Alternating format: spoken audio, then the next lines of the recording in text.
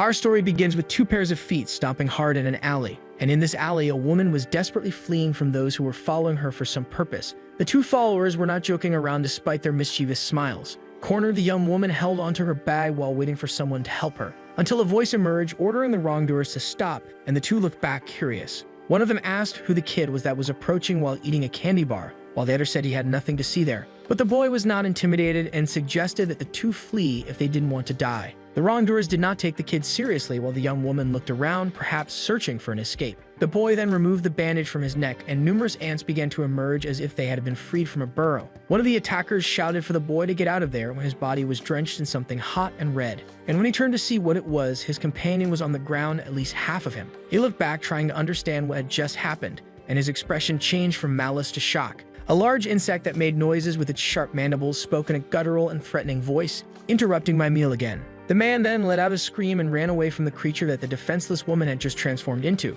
The boy watched everything as his body began to darken, overtaken by the ants that were emerging from his neck. And when he faced the grotesque creature in front of him, he shouted, "Black ant." Some mosquitoes hovered over the scene as if they were witnesses, and a man in a white suit observed the alley from behind the safety barriers, while another man, dressed in a uniform that labeled him as the Insect Reaper, documented the crime scene with his camera. The team found traces of a man without his parts and struggled to understand how a fight against insects had caused such chaos. Something caught the attention of the man in the suit as he pondered the information from the only survivor that there had been a boy at the scene. Then he noticed some ants eating the remnants of a candy bar thrown on the ground. The man took out a cigarette while another mosquito curiously flew behind him. With a calm expression, he lit his cigarette and blew smoke at the insect that seemed to be staring at him. The details of the incident were still very loose, and the existence of a boy in that alley left him quite intrigued. The flying monsters resembled insects, and the first case was recorded in 2005. A kind of giant mosquito seen walking through the streets of the city. They feed on humans, just like our friend with a bandage on his neck attacks a bag of chocolate.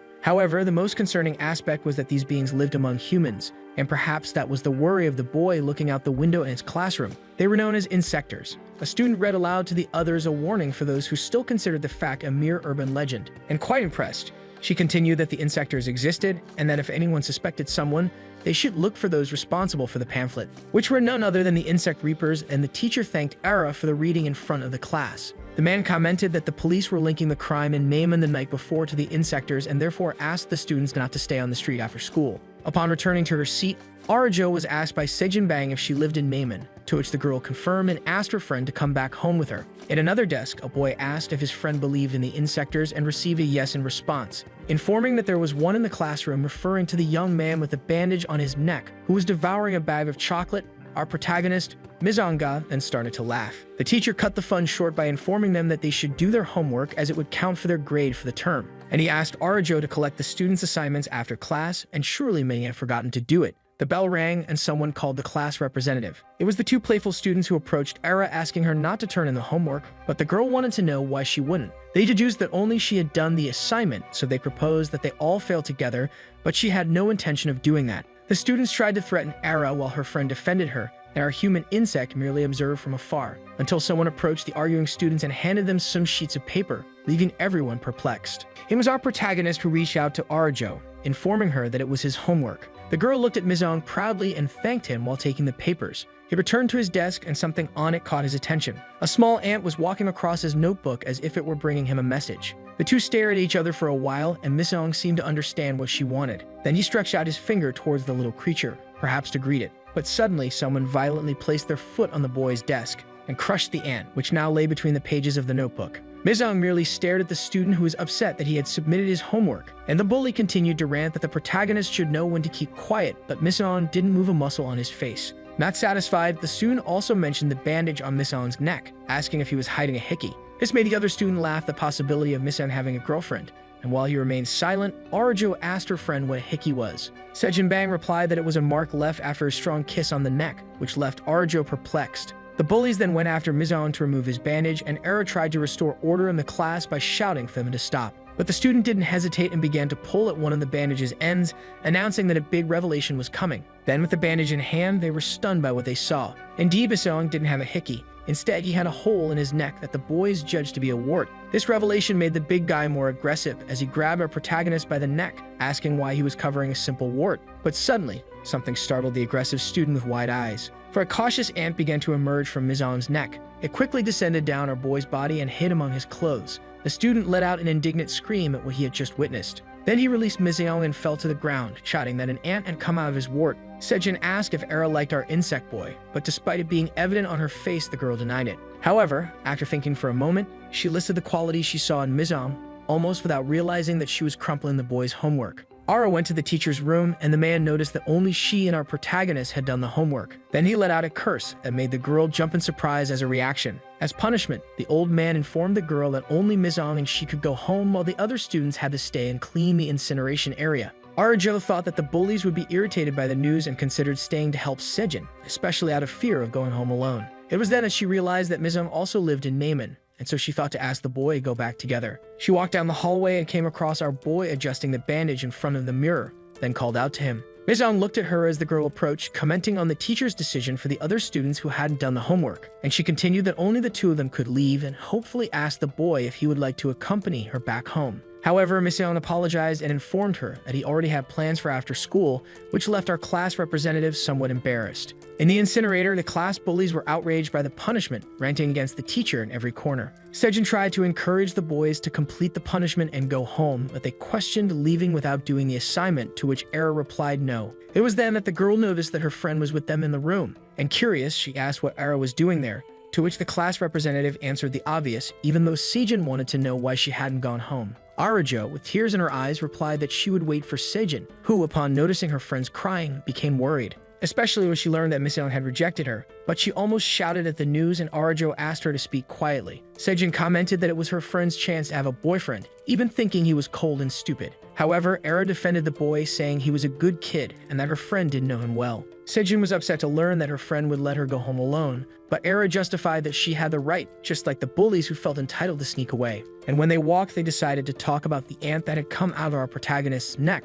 while the student swept the ground in the piece of her headphones. The boys were not very pleased with Mizong's presence in the class, and to avoid giving up on studying, they decided to teach our boy a lesson. It was a relief to imagine the boy getting a beating, but something caught the attention of one of the bullies. And in the dim light of that incinerator, something with 4 lights as bright as headlights appeared before them, saying something like, "Homework." Suddenly, there was a quick noise and the strong student felt his face bathed in ketchup while he remained motionless. The student who was sweeping, happily listening to her headphones, heard nothing of what had just happened. And suddenly, the student's coconut rolled to her broom as if in an improvised hockey game. The girl noticed what it was and let out a deafening scream that alerted the other students on the other side of the yard. Another scream and she ran away in panic from what she had just witnessed, warning everyone to run because there was an insect in the area. The creature's leg trembled with its steps, until it revealed itself to the others in its horrendous form with a sharp mouth in the middle of its face, mumbling the phrase, "homework." 2 students tried to escape to the side of the creature that was moving forward, but they couldn't avoid its attack as the sauce gushed out and the others watched the scene in shock. Arajo and Sejin Bang, wide-eyed, saw their friends fleeing amidst that chaos. They began to run with the others and the creature charged at high speed. Another crash and more students were knocked down during the escape as if they were pins on a bowling lane. However, the girls did not give up and continued with all their strength. The creature's steps grew increasingly intense as they fled, until Sejin felt the weight of a hand on her shoulders, and when she looked back, she witnessed another friend being attacked. But in reality, he only used her as a boost to take the lead. Then the girl fell backward, hitting her head against a stone embedded in the ground, and Arajo only had time to stop and scream her friend's name. She returned to help Sejin and knelt beside her, trying to revive her. Then the heavy steps of the creature intensified while Arajo, in tears, did not want to abandon her friend, accepting her fate. The beast roared again, "Homework," and stood before the kneeling girl who had little to do. That was McCourage took hold of the class representative, and her leadership instinct made her stand up and order the creature to leave. Then a mouth began to form on the horrendous creature, which tried to give a warning to the young leader. A pair of glasses appeared on the creature's face, creating a familiar shape, and thus it warned Arajo that it had sent the girl home. With wide eyes, Arajo realized that the monster was her teacher. However, without hesitation, the insect raised its arms like a hammer and shouted, "Why didn't you listen to me?" And it brought its heavy hands down on the students mercilessly. Then suddenly, before the monster's limbs could touch the victims, numerous ants appeared in a trail and blocked the attack, sending its arms flying away. And Arajo, who awaited the impact like Christ the Redeemer facing Guanabara, seemed unable to believe what she saw. She simply followed that swarm of little black dots everywhere, responsible for her survival. And suddenly, There was a loud bang, and a man in black armor appeared on the ground in a fighting stance, surrounded by ants as if they were part of him. He then faced those present, who could see his eyes shining behind that closed and intimidating helmet. The masked man was ready for battle, while Urjo, unconscious, had no idea what was happening around her. He protected her in his arms when the insect teacher called him by the name of Black Ant, the destroyer of kin. The supposed hero stood tall before the creature, which insisted on saying that it knew his reputation. Then it wanted to know why the ant defeated those of his own kind and acted as a protector of humans. The creature seemed indignant at the boy's actions, trying to convince him that the insects were superior to any form of life. Then the ant, without hesitation, delivered a punch to the creature that caused almost a thunderous sound due to the power of the blow. And the insect teacher flew backward until crashing against the wall, leaving it almost in ruins. A hero insect turned to the girls to get them out of that hostile place in front of so many students who succumbed to the attack. He laid the girls down on the ground while responding that he did not act that way to protect humans, and he firmly clenched his fists, stating that this was not a fight, but rather a hunt for food. The round creature still sprawled out seemed incredulous to learn that the giant ant not only defeated other insectoids, but also ate them. Then the motivated and furious professor rose again to face our hero, warning that it would not be so easy to defeat him, and that he would avenge his relatives. The insectoid transformed into a rock ball with headlights and attacked Black Ant as if it were a meteor on a collision course. It struck his chest directly, but the hero managed to balance his body and plant his legs on the ground. However, the impact was so intense that he slid backward, holding the ball professor until he destroyed the fence surrounding the incineration yard. The hero fell from the blow, perhaps not imagining the creature's immense strength, which boasted that it did not need arms to defeat a mere ant. Then it called him insignificant and jumped so high that the ant seemed to be facing the moon, blocking the sun in broad daylight. And when it reached a considerable height, it let gravity take over, shouting that it would crush that insect. The creature increased its speed as it descended and activated its war cry, "Homework," while the hero, still somewhat dazed, watched the enemy approach, until the fierce blow from the professor came, almost burying the ant in the ground due to the force of its rocky body. Black Ant had little to do in that situation, so the professor unleashed several attacks on him, which perhaps only did not crush him because of his armor. The big creature moved away again in the air, revealing the hero completely dazed inside the crater formed by the blows. The ball insectoid, still in the air, faced its equal on the ground and threatened that it would beat its opponent. And for a fraction of a second, as if talking to his little ants, the hero whispered, "Get ready." Then the professor descended again with ferocity, shouting that it was time to put an end to the traitor of the species. Black Ant only had time to look up and give the order, "Run," until another impact from the ball insectoid hit the ground, causing a tremor that sent stones flying in all directions. As the smoke dissipated at the attack site, it was possible to see the crimson liquid mixing with the sandy terrain. And the professor, noticing the result, showed satisfaction at having subdued his enemy, but something he did not understand occurred before his eyes. Black Ant had not been defeated, and beneath the creature, he had already pierced its rocks with his spear-like appendage. The professor insectoid was injured and wondered as the pain consumed him, how he had not anticipated that counterattack. The ant stood up and focused in front of the disgusting creature, ordered again the phrase, "Run." Then a boy's leg with a high-top sneaker began to emerge from behind the humanoid carcass of that insectoid armor. Quickly, the suit began to disintegrate, giving way to another leg like the first, and his arm emitted black spots that gradually became an immense claw with the ants that had left their legs and clustered around there. The professor, who had no escape left, shouted for the hero to finish it quickly, and Black Ant then fulfilled his wish. There was a thunderous sound, and the mercy blow was delivered as the insectoid was thrown backward. Black Ant, now with his boy legs exposed, propelled himself to meet the opponent before he fell and caught him in midair. Then he let out a shrill scream and hurled the professor, smashing his head against the ground. Before succumbing, the dying man still tried to ask how the boy could have so much power, but he felt his body being lifted again by the hero, who seemed to want a bit more fun. The ant let out a piercing scream, showing his fangs, while the professor shook his legs, begging for mercy. But the protective insectoid seemed determined and sank his claws into the cavities of the rocky insectoid. The professor then, before being eliminated, screamed in the midst of pain that the student should not forget to turn in his homework, and the ant finished off the man, crushing him without hesitation. The rocks turned to crumbs, leaving only the professor's glasses to tell the tale. Thus, the hero left the yard, celebrating with his little ants for the success. Gradually, he began to shed his insectoid form and returned to being the young Miss-On. The boy walked away from the site when suddenly another insectoid form appeared among the trees. He stopped abruptly upon noticing it, but did not turn his gaze, and the creature, also clad in armor and a helmet, watched him. The mysterious insectoid remained still while feeling the black spots that followed Mission, contrasting with the gold of its armor. In the incineration yard, only the professor's glasses remained from the battle, and the insect reapers isolated the area to investigate while controlling the curiosity of students and reporters trying to take photos of the incident.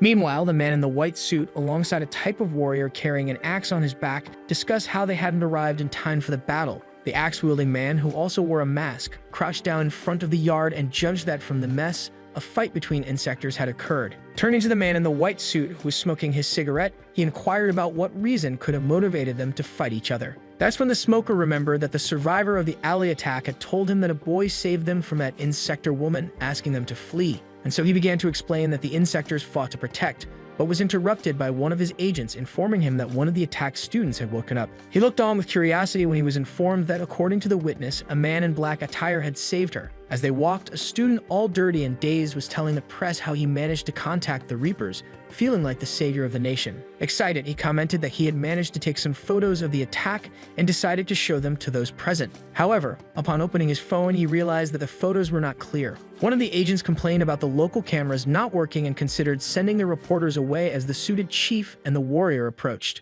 The man then replied that the press should stay, as it was time for people to believe that the insectors were not just an urban legend. However, the masked warrior deduced that for the public to believe the facts would be like forcing them to swallow the whole story. That's when they noticed Arjo on the phone with her mother, reassuring her that she would return home safely. And the girl, with her imperative manner, put on the oxygen mask, alerting the chief of the Reapers that he should not smoke on school premises. Thus, the man apologized, extinguishing his cigarette, and explained that it was a mosquito repellent. As the day progressed, the man in the white suit, despite being moved by the situation, wanted to know from Era what had happened at the site after all. And completely traumatized, the girl recounted that after the monster teacher attacked the students, a man in black attire appeared. Curious about the witness, both the chief and the warrior wanted to know why the girl believed that the savior in black was indeed a man. Then Arjo replied that she couldn't remember much due to fainting, but everything indicated that he resembled a man and not a monster. The girl leaned against the car, her expression more relieved as she recalled the figure in black, and added that he had protected everyone. The chief, who was paying attention to the young woman's account, also asked if there was any student who was not participating in the cleanup of the yard. And the girl replied that there was one student, so the man wanted to know a little more about the absent boy. When night fell, Mizong went home and found his grandmother, who seemed happy to see him return. The charismatic old lady smiled and informed the boy that dinner was served. She mentioned that she had prepared his favorite dishes, and when he looked at the table, he indeed witnessed a hearty feast waiting for him. Mizong stared at all that abundance, trying to find a way not to disappoint his grandmother, commented that he wasn't feeling hungry that day. The woman even choked, taking a step back at her grandson's response. Then the boy looked at her as she asked, affectionately yet worried, if he had done that again. She began to inspect her grandson, asking if he had been hurt, but Mizong simply said he wasn't hungry, which made the woman feel more at ease. And quite affectionately, she asked the boy not to worry about her, suggesting that he go rest. Mizong then turned to his grandmother before entering his room and asked her to save the food as he would eat in the morning. The old lady watched her grandson close the bedroom door, and with tears in her eyes, she prayed to God to take care of him, understanding that the boy had a very heavy burden. She judged that the world was very cruel as a trail of ants climbed the wall of the building toward Mizong's room. The newspaper announced the news of the day on television, informing about the tragedy that occurred at the school in Guro, a district of Seoul, where several students were struck down by an insector. On the TV in that dark room, the reporter explained about the teacher, who had become a monster, demystifying the idea that insectors were just a legend. As the ants approached Mizong lying on the bed, an interviewer responded that he never imagined that about the teacher for his simple homework assignment. And the boy, stagnant, let the ants return to their hole in his neck, while on TV people wished for the end of all insectors. Thus, our protagonist began to close his eyes and fell asleep with his co-sisters back to what seemed like an internal anthill. In a suspicious building with connections to child abduction, 3 police officers were investigating, advancing floor by floor. They continued to climb until they heard a noise, and the operation leader signaled with his hand for them to wait. They then leaned against the wall, alert to the sound with weapons in hand. And the anxious leader crept along the wall until he approached a room without a door. Then his expression changed strangely with what he had just witnessed. For inside the room, there were cocoons hanging with children who cried and begged for their mothers. Outside the building, a white Jeep waited patiently, and inside the vehicle was the man in a white suit, accompanied by 2 more agents with anxious expressions. The driver, named Ta, commented in a dull manner that he hated waiting and suggested that they execute the rescue mission themselves. However, the passenger named Sam reminded him that the company was under the government and therefore the police had jurisdiction when an insector was found. Until suddenly, the onboard command of the car with the symbol of the insect reapers began to emit a radio frequency, and the message that came with a plea for help put Ta in a good mood in front of a reluctant Sam, even in the presence of the boss. Ted touched his partner's shoulder upon noticing his nervousness, but the man beside him, making a strange noise, explained that it was just his silent way. Then the boss in the white suit, named Pio, ordered the agents to stop joking and told them to follow the call while taking his repellent cigarette out of his pocket. Meanwhile, a blade was cutting something with speed, and in this way the police were rescuing the children hanging in those disgusting cocoons, until one of the soldiers asked if they shouldn't wait for the insect reapers, and the leader replied that they couldn't waste time or the children could die. Then the officer noticed that one of the children was not responding to stimuli, and the leader shouted for him to break the cocoon because the victims needed air. The man began to tear the wrapping, and the face of the desperate child emerged from the webs while he tried to calm her, informing her that she was safe. The knife made a cut in another cocoon, and the soldier tearing the webs asked if the child inside was okay. Then a dragged voice came from the wrapping, asking what the man was doing. Suddenly, something shot out at the officer from inside the cocoon, hitting him squarely in the forehead, and the leader only had time to look to the side. It was then that the cocoon in question began to dissolve, revealing a huge insect that flapped its wings rapidly. The dragged voice again asked what the police were doing with its babies, and the leader was startled by what he saw while holding one of the children in his arms. The creature was a massive insector with a spear-shaped stinger in place of a nose, and fiercely, while flapping its wings, it demanded an answer to its question. Suddenly, another officer entered the room calling for his captain, and without hesitation, he unloaded the magazine of his rifle against the monster in front of him. But the creature was swift and charged at the soldier, taking him down with its spear stinger. The captain's eyes widened in disbelief that the monster was faster than a bullet, and he was certain it was an insector when the creature came toward him to eliminate him. But before it could strike, something hit its face, saving the captain from what would have been his certain death. However, the shot had only split the monster's stinger in half, while the man, in disbelief, felt the projectile pass close to his ear, coming through the window behind him, revealing a tall tower outside. And it was from this tower that Sam, with exquisite precision, fired the shot that saved the man. The agent reloaded his rifle, preparing for the next attack, lamenting his failure to destroy it on the first shot due to the creature's speed. The insector was indignant for having been shot, and thinking that the captain had fired, flew up at him with all the fury in its being. And suddenly, a baton was placed between the monster and the man, once again saving his life. This time it was Tav who stepped forward to help the police and questioned whether the insectoid was a boy due to his way of speaking. And when the creature asked who he was, the agent identified himself as an insect reaper and struck the monster's head squarely with his weapon, just like a bat hitting a baseball. Then the flying creature crashed against the wall, scoring a touchdown. Pio entered the scene with his cigarette in his mouth and asked the captain to take the child and leave as quickly as possible.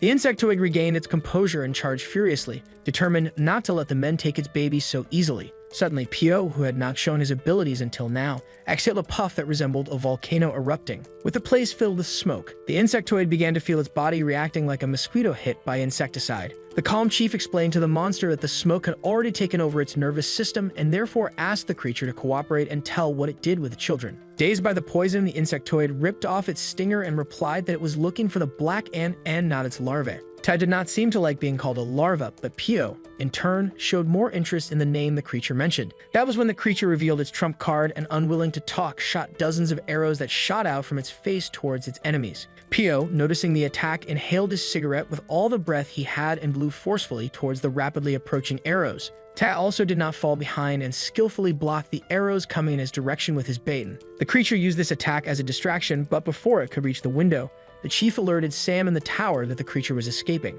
But only a scream of pain was heard over Pio's radio, and without any shots fired by the man in the tower, he asked what happened. But Sam was injured by the monster's arrows and informed that it was very fast. The agents inside the building were frustrated, and Ta commented that Jin would be disappointed in him, so they decided to leave the location. After the incident with the insectoids, the school was closed for a week, and flowers were placed on the desks in memory of the students who lost their lives during the attack. And while Su Yang received a medal for being the first person to report an insectoid, Arjo saw on social media that the boy did not deserve such pomp, and she thought of Sejin in the hospital, who had been ignoring her since the surgery he had on his head. She was so angry at the boy while scrolling through her feed that she didn't even notice two children playing with insect masks in front of her. Then the boy approached Ara and tried to scare her, but she just stared at him. And suddenly, she punched the kid in the face, correcting him never to do something like that again. Desperate, he ran away, warning that he would tell his mother, but she informed him that she would do that first. Disillusioned, the girl complained on the park bench about having to take care of her younger brother due to the school closure, and that he had no idea what she had faced. Then she heard another scare behind her and turned around impatiently to reprimand Azio, her younger brother with the insect mask. But she did not expect the little boy to be playing with Mizam, who was staring blankly while eating something as always. She called out to the boy, who looked at her while sucking on his popsicle. Thus, the three sat on the park bench, and the siblings thanked our protagonist for the ice cream he gave them. Azia was relishing his popsicle, but Arajo looked curiously at Mizan, who was devouring the popsicles uncontrollably. Then she remembered Pio's question about the only student who was not in the yard for cleanup on the day of the attack, and how he approached her while she was recovering, leaning against the ambulance wanting details about the boy. However, Arajo felt uncomfortable with the conversation with the chief of the Reapers, and so she decided to ask Miseong if anything different had happened to him on the day of the attack, and the boy, who was devouring his popsicle, replied that nothing had happened. She felt relieved while her brother picked up the sticks with our Aunt Boy to build a little castle. But Asio ended up getting distracted by a soccer ball that rolled near his construction and decided to go play with his friend, informing his sister. Miseong started biting the stick, and Arjo noticed that he was making a strange noise. She watched his behavior and wondered what was wrong with the boy, imagining that maybe he was still hungry. The two sat on the park bench just watching the children without saying anything, until the kid's ball ended up on the other side of the fence outside the park, and Asio told his sister he was going to get it. The boys crawled under the open fence to look for the ball that had fallen among the bushes. Arajo called her brother, scolding him for disobeying her, but Miseong got up from the bench asking the children to wait for them to help. The girl, feeling embarrassed, said it wasn't necessary because she would go there, but our boy was undeterred and continued walking toward the kids. Miseong crossed the fence and stood in the middle of the woods looking for the children. Then something caught his attention in front of him. Asio's little friend was in front of him with a ball in hand and a grasshopper mask staring at him. The boy then turned to Miseong and asked, "Hey you, what the hell was that?" Inside the park, Asio was with Arjo, and when asked about the ball, the boy informed that Miseong had asked him to come back. Meanwhile, the little friend with the ball was talking to Miseong, full of slang, claiming he had the right over the situation and asked if our boy was one of them. The kid explained that he had led the other into an ambush, but Miseong had interrupted, then mentioned he was in a bad mood because of the trouble with the Reapers the day before. In a corrective tone, judging that Miseong was a rookie, he told him not to mess up his hunt again, but our protagonist already had his hand on the bandage. Thus, the insect boy with the grasshopper mask could witness our hero's ants acting their dark and heavy tone. He then widened his eyes behind the mask when the hero paraphrased him about messing up his hunt. Suddenly, Miseong's armor began to take shape on his body as he said that the insect in child form was talking a lot of nonsense. The grasshopper mask pointed at our hero, astonished by what he had just seen. Then he was overcome by a rage that made him burst the ball in his hand and shouted, "Black ant, you relative killer." The insect began to laugh in a challenging tone, even with the ants crawling on his body, and said he was looking for our hero. Black Ant was in his full suit, and the child insect revealed that the man was the talk of the town for eating his kind. But with him, it would be different. The boy grew angrier and reminded the ant about the laws governing the court of insects, and thus believed he would earn a lot of gold by defeating the traitor. Then he transformed into his original monster form and charged at Black Ant with his stinger, aiming to join the apex of the insects. He unleashed a red beam that seemed to make the hero burst like a birthday balloon. However, the impact only left part of his helmet destroyed, and thus the ant followed his opponent with Miseong's eyes on display. The insect, which had a mosquito form, flew high and targeted our ant with an ocular shot. The black ant remained still while the monster flew around him quickly, threatening him with each pass. But that buzzing was starting to annoy our hero, who scratched his head, realizing that the insect was a loudmouth. That's when suddenly the ant ordered the creature to shut up and caught him in midair with his hand, slamming him against the ground mercilessly. The monster felt the blow as his head was pressed against the ground, and the hero showed no signs of letting him out of there unscathed. Arajo was speechless at what she saw as Miseong returned to the park, but his face showed a little dirt. And so when she noticed, the girl quickly tried to clean him up to hide the traces of the battle. Asio, in his innocence, asked if they had found the ball, and Miseong calmly lied that yes, and that the little friend had gone home. Then, with the situation resolved, the little brother announced that he had cleaned up all of Miseong's trash, but Arajo commented that the boy had only done that to get more ice cream. It was then that the girl realized that Miseong's expression had changed, and while he and Asio negotiated for more ice creams, she was sure that our boy could smile too. Arajo asked, holding the bag with the ice creams, if they could really keep them all, and Miseong replied with a cheerful yes. He commented that he was no longer hungry, wondering why that was, right folks? However, a gust of wind made Arajo look curiously to the side, and the leaves of the trees behind the park's fence rustled continuously. Meanwhile, in the middle of the woods, there was a crash on the carcass of the mosquito insect that lay among the vegetation. After a week without classes, the school reopened its doors, and the students walked towards it for a new phase after the incident. Miseong was walking alone while some students passing by chatted casually. They commented on missing breakfast and also the outings they had during the forced vacation. Then, when they noticed Miseong behind them, they decided to stop talking as if they were ignoring the boy. In the school corridor, Arajo, who was holding one of the flower branches for the memorial, looked indignant. There was a notice on the wall about the closure of her class, and the students would be reassigned to other classes due to the incident. Then she noticed that her name was in class 5, and luckily her friends Sejin and Miseong would also be in the same class. But what upset Arajo was the fact that she would no longer be a class representative. Thus began the first day of class in the new class 5, and Arajo, feeling down, scrolled through her phone while the other students took their seats. The girl looked desolate as she fiddled with her phone because all the messages she sent to Sejin were ignored. Then, feeling quite bored with the situation, she couldn't believe she ended up in a class she thought was filled with idiots. One of the boys was fawning over Su-yang, wanting to know details about the day of the attack, and the boy recounted it as if he had been a great hero of the day, which made Era furious. A blonde girl sitting next to Arjo also seemed uncomfortable with what she was hearing. Then she stood up from her desk while our girl curiously followed the tall girl with her eyes. The girl walked towards the group of students listening to Su-yang's nonsense and delivered a front kick to the boy's stomach without hesitation. On the ground, he wanted to know why she did that while being stared at with disdain by his aggressor. Showing very little patience, the blonde girl named Yeo-jin Lee told the celebrity to stop talking nonsense in front of her. With that, one of the boys listening to the ramblings informed that they would remain quiet, and Su-yang was left speechless by the nickname the girl had as the class bully.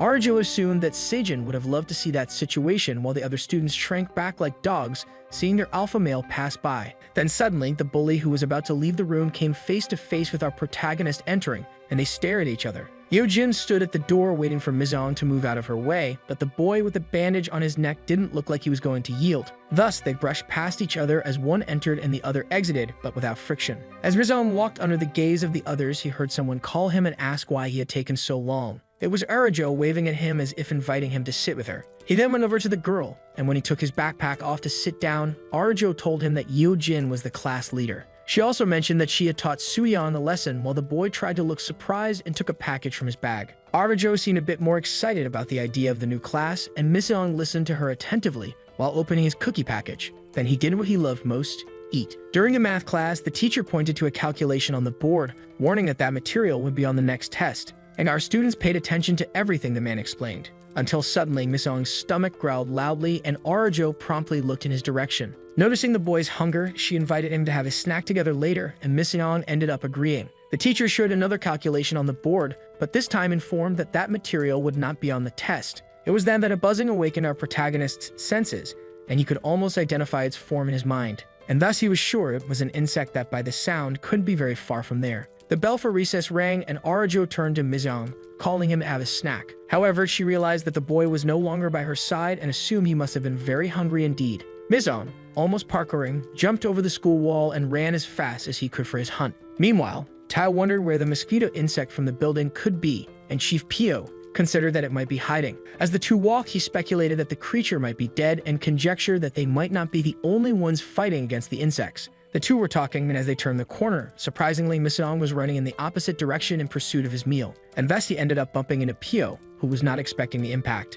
Mizong simply ignored the agents and continued running, while Ta didn't know whether to curse the kid or try to help his superior. However, Pio simply turned on his heels and suggested they leave the kid alone. Tae, who was still watching Mizong disappear in the distance, deduced that he was skipping class as if he spoke with the voice of experience. In the teacher's lounge, the agents from the Reapers were in front of Arjo to ask her more questions about the absent boy on the day of the incident. She then commented that the boy might have gone home because he was very hungry, and Tae, who was sipping a coffee, inquired about the possibility that the student was the one who bumped into the boss while they were walking toward the school. Pio then handed a Reaper's card to Era and asked her to give it to our hungry friend as soon as she saw him again. While she looked at the card, the two agents left the school, heading to the hospital where Sam was recovering from the last confrontation. Arjo read the card, intrigued to realize that the man in the white suit was the leader of the exterminator squad of insectors. In a place that looked like an abandoned factory, there was an insector in the shape of a dragonfly ready to attack. He was attentively watching the darkness of the factory, following the noise that was coming in his direction, until an insect leg appeared against the light. And suddenly, from the shadows emerged the black ant, completing his transformation process. The monster saw our hero while gliding with his wings, calculating his movements. He landed with a dull thud and showed his sharp claws that emitted a golden light. The black ant was not intimidated, continuing his steps, and the creature cracked its neck like a boxer preparing for the first round. Our hero wasted no time and charged at the gnarled creature with speed, but his strike was blocked by the monster's golden claw. It then turned and counterattacked, delivering a double punch with its lower legs to our ant's chest. The hero slid back with his guard open, and the insector saw there an opportunity to charge with everything. But this time, it was the black ant who blocked the strike with his left fist. The human dragonfly slid back and began to crack his bones as if he were enjoying the clash. And the black ant noticed that his opponent had something strange in his movements. The flying insector looked around as if sensing the presence of something, and subtly, a little ant appeared behind him, descending on a thin thread. Our hero opened his hand, and hundreds of ants appeared like a cloud, and that was a strategy he wanted to use. He then made a movement that propelled that ant hill toward his opponent. The creature was touched by the little ones but remained still with a laughing expression. His face was almost completely covered by the insects, making it hard to see his facial expression. And suddenly, several silver threads like webs began to appear on the monster's arms, coming from above with the ants walking over them. It was when the creature looked up and saw them near the ceiling that the hero made a noise as if he knew his plan wouldn't work. And so all the threads were cut by the opponent, who continued to crack his neck as if it were easier than stealing candy from a child. But then suddenly, he toppled over like a puppet without a master. And our hero walked up to him and held those threads with curiosity, but something strange happened with the fallen enemy. He turned his neck to the black ant, showing his devilish smile, and then opened his mouth, revealing an unpleasant surprise. A kind of grenade between his teeth was activated and emitted light at 4 different points. Our protagonist only had time to notice the flash in front of his face, followed by a massive explosion. And amidst that blast, 2 insectors approached the location through the thick smoke. The black ant was down with various parts of his suit destroyed when he heard a satisfied voice regarding the incident. And when our hero looked into the smoke, someone called him a relative killer. Then the 2 insectors revealed themselves, and one of them, wearing golden armor, placed his feet on the hero and commented ironically on his disadvantaged position. The insector in golden armor felt confident while subjugating the ant, who remained unresponsive, and asked if he had dealt with the flyer. But our hero said nothing, trying to regain his strength. Meanwhile, the second monster, which looked more like an android, approached and said that all the chaos created by our protagonist was being an inconvenience for them. And with his bazooka-shaped arm, he reinforced that he was having to deal with complaints from customers looking for fresh meat. Then he pointed the gun at Formiga and declared that he should pay for what he did. But the other Instatora made a face that showed she disagreed with the judgment. And before the robot monster could fire its shot, it lunged forward to deliver a powerful kick to our hero's face, which automatically dislodged the helmet from his body. The ants began to dissipate where a head once existed, and the blow was so strong that it chipped the pillar. The golden Instatora found it strange that Formiga had an empty head while analyzing the damage. But suddenly, the android Insitor shouted, "Silk, above you." And our boy, who only had the gauntlets of his ant suit, came crashing down in a hammer position to attack the Silk enemy. Thus, he struck the Insitora's head squarely, causing her to fall forward with the force of the blow. Misung touched the ground and quickly propelled his body to attack the second Insitor, leaving no chance for defense. He then unleashed a flurry of punches like a meteor against the opponent. However, the robotic Insitor withstood the attacks and balanced itself, activating its bazooka to counterattack. The weapon fired a kind of rocket that exploded, hitting our hero. But Misung blocked it with his gauntlets and then delivered another right cross. But he was halted by some blue wires before his fist could touch the opponent's face. The robot Insitor stared at the punch that almost hit him when a determined voice said, "That's enough." And Misung saw his arms trapped by Silk's thread as if they were shiny webs, and the Instatora commented that despite being intelligent, the boy had acted recklessly. She was sure of her victory and thus threatened Formiga with fury that he would wish he had never become human. That's when she began to spin like a spool, rewinding its thread, and Misung needed to find a way to free himself from those webs. But the boy looked back, and upon realizing he couldn't move, the Instatora advanced toward him and delivered a spinning kick to his face. Misung still tried to defend himself, but the blow was so strong that his expression of pain was clear and he fell once again. Our boy knelt down and suddenly felt the heat of the bazooka kiss his face, powerless to move. The robotic Insitor activated the shot against Misung, who was practically defeated. He widened his eyes because he knew he only had 1,000th of a second to act before the weapon was fired. And suddenly he shouted almost in despair, "Run!" That's when his suit, which was outside his body, began to disintegrate in response to his call. The bazooka was loaded and hot like the mouth of a dragon as the ants forming Misung's suit rushed toward the boy swiftly. The robotic Insitor aimed its weapon at our hero and, understanding that the hunt was over, released the shot that produced a massive explosion. The shot caused enormous damage to the factory, leaving a pillar completely destroyed and consumed by fire. But the weapon was aimed upward with a stick directing its aim, and thus a voice warned that fireworks were punishable in that district. It was Todd who had arrived at the scene and prevented the robotic Insitor from hitting Misung, who was completely defenseless. The agent, still holding his stick, looked at the monster and asked sarcastically if the insects use leaves as currency. Then the creature jumped back, evading the blow launched by the new opponent as if it recognized his strength, and it posed next to its partner, who was watching everything attentively. Tek took a guard position and, looking at all those Insitors gathered, deduced that they were making a huge mess. Then Pio approached slowly, ironically informing that he couldn't let this pass while pulling his cigarette from his pocket. He took the opportunity to light it in the flames produced by the explosion, and he looked at the destroyed building, questioning if the creatures took them for fools. Our protagonist said nothing as he tried to recover, and Tae, who was swinging his stick among the Insitors,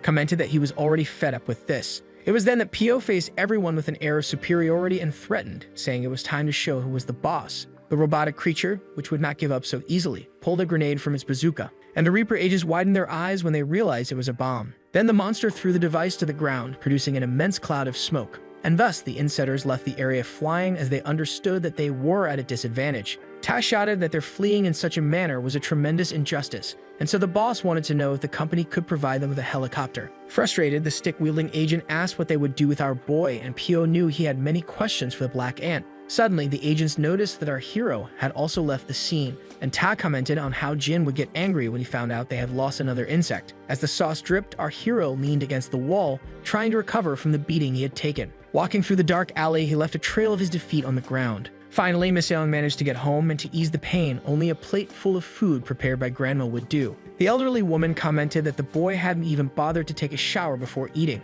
but seeing her grandson covered in bruises nearly made her collapse. She then asked while crying if the boy hadn't managed to eat that day, and it seemed the old woman knew that our protagonist liked insects. That's when Miss Dong, with his mouth full, informed her that he hadn't eaten anything and therefore needed to replenish his energy. The boy took a respectful forkful and could only think about eating as if it would help him control his animalistic urges. After the meal, he went to his room somewhat dazed and closed the door behind him, feeling the weight of the day on his shoulders. Struggling against his own pain, he looked up as the voices of the insectors questioned his attitude towards his kind, pricking at his mind. Miss Elm remembered the monster teacher asking him if he protected humans that fateful afternoon at school, but he knew that wasn't his purpose and began to pull at his garments as various marks were exposed on his body. Miss Young screamed in his consciousness that he didn't care about humans while recalling the insect mosquito, mentioning the court of insects. He was uncertain about this hierarchy as he contorted his body, covered in black spots that seemed to activate his insanity. The boy could only think about eating compulsively, and all those spots revealed themselves to be ants inside his body devouring him.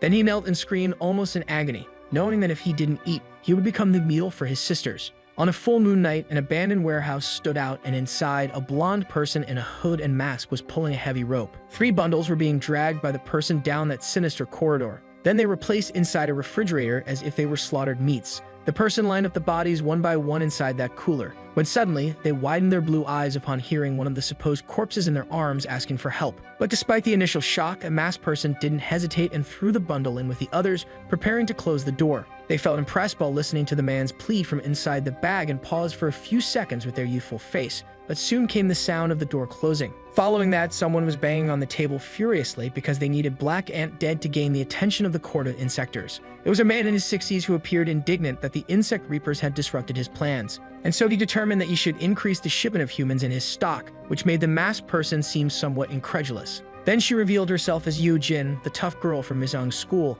and made a point to comment that she was only doing that job because she had no choice. The old man then glared at her for a few seconds, reluctantly. Supported by his robotic leg, he noticed something familiar. He ran his fingers over the girl's blouse, which promptly alerted her not to let the old man touch her. But the man realized that her uniform was the same as Miss Young's, and so they both stared at each other. The old man, who had a grim expression behind his half-machine face, asked intimidatingly if the girl knew the identity of Black Ant. But Yu Jin pulled the man's hand away from her clothes, trying to convince him that there was no reason to know our protagonist. Then, somewhat suspicious, the robotic old man ordered her to find him and put an end to the hero, but the perplexed girl replied that she wouldn't do his job. Suddenly, the man grabbed Yu Jin by the neck before she could finish her sentence about her objective. The girl felt the man's fingers tighten around her throat as he said she wouldn't stand a chance against the court of insectors. That was when barking was heard, and the man, still holding the girl, turned towards the noise. A fierce dog was barking outside, and a pair of legs was running across the warehouse grounds. There was a bald man with a number on his chest fleeing while the animal followed closely behind, trying to stop him.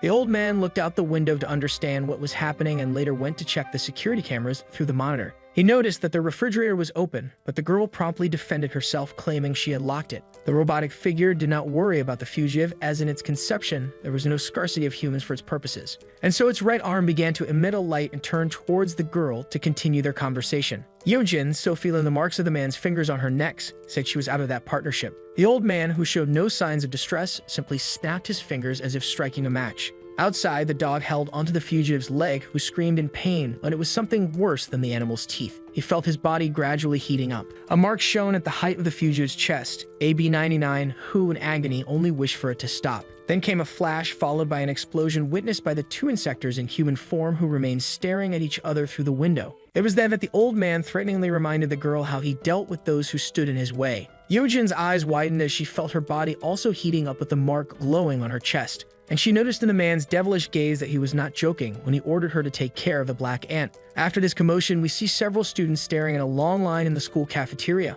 and a starving student had his request denied by the lunch lady when he asked for more sausages while assembling his plate. Meanwhile, Subyong curiously watched our protagonist devour various dishes in the cafeteria next to Arajo. The students were perplexed by the speed and quantity of food that Misong was consuming, and Arajo, who had never seen him eat like that, judged that the boy's hunger was that of 10 beggars. However, Misong was not concerned with the stares of others, as he knew this was a matter of survival, and Arajo noticed that something was not right with him. The boy then gave a small cough and dropped his spoon on the floor. He widened his eyes when the ants began to feed on his insides again. Then, writhing in pain with his body covered in spots, he did not see Arajo approaching, wanting to know if he could help him. Subyong seemed distressed for not having gotten a sausage while our boy cleaned out the pantry. Thus, the celebrity student went to Misong, who was fighting against his instincts, and asked if his father was the owner of the school. But Arajo interrupted the conversation and explained that the student had paid 10 times more than anyone else to be able to eat as he wished. And our boy did everything to not show the extent of his pain, while Subyong commented on Misong's exceptional capacity.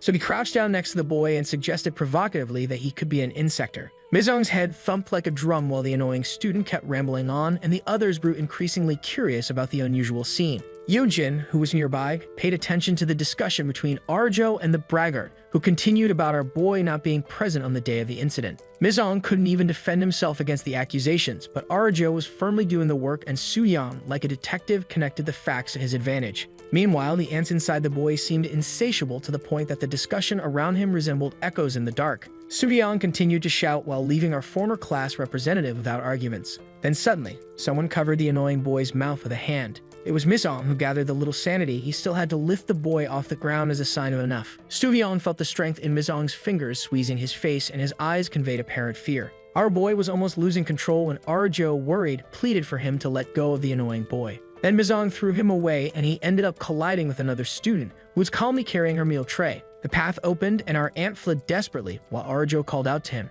Yojin was visibly intrigued by what had happened, and Subyong, who had started the ruckus over the sausage, now had two in his hair. Misong ran up the stairs to the school terrace, desperate because he couldn't satisfy his hunger. As a result, his bandage opened and his sisters began to emerge amidst his agony. Then he realized that there was no longer a chance to control the ants while his bandage touched the ground. Misong screamed and the helmet of his suit took shape, indicating that the ants were beginning to gain control over his consciousness. He felt as if every part of his body was filled with the will of that community that still lived in harmony with his being. It was then that a voice emerged from the terrace indicating that it recognized an insector. It was Yujin who, while observing the boy's despair, asked if he wanted to announce to the world that he was the Black Ant. Seizing the opportunity, the girl explained that it was nothing personal and thus began to let her insector form appear. And when the webs emerged around her and her suit came to life, Misong, furious, still had the strength to recognize that creature he had faced the day before. He charged swiftly in her direction to devour her as best he could. However, Silk joined her fingers and awaited the attack, realizing that this was her chance. Creating her blue webs from the tips of her fingers, she assumed a fighting stance.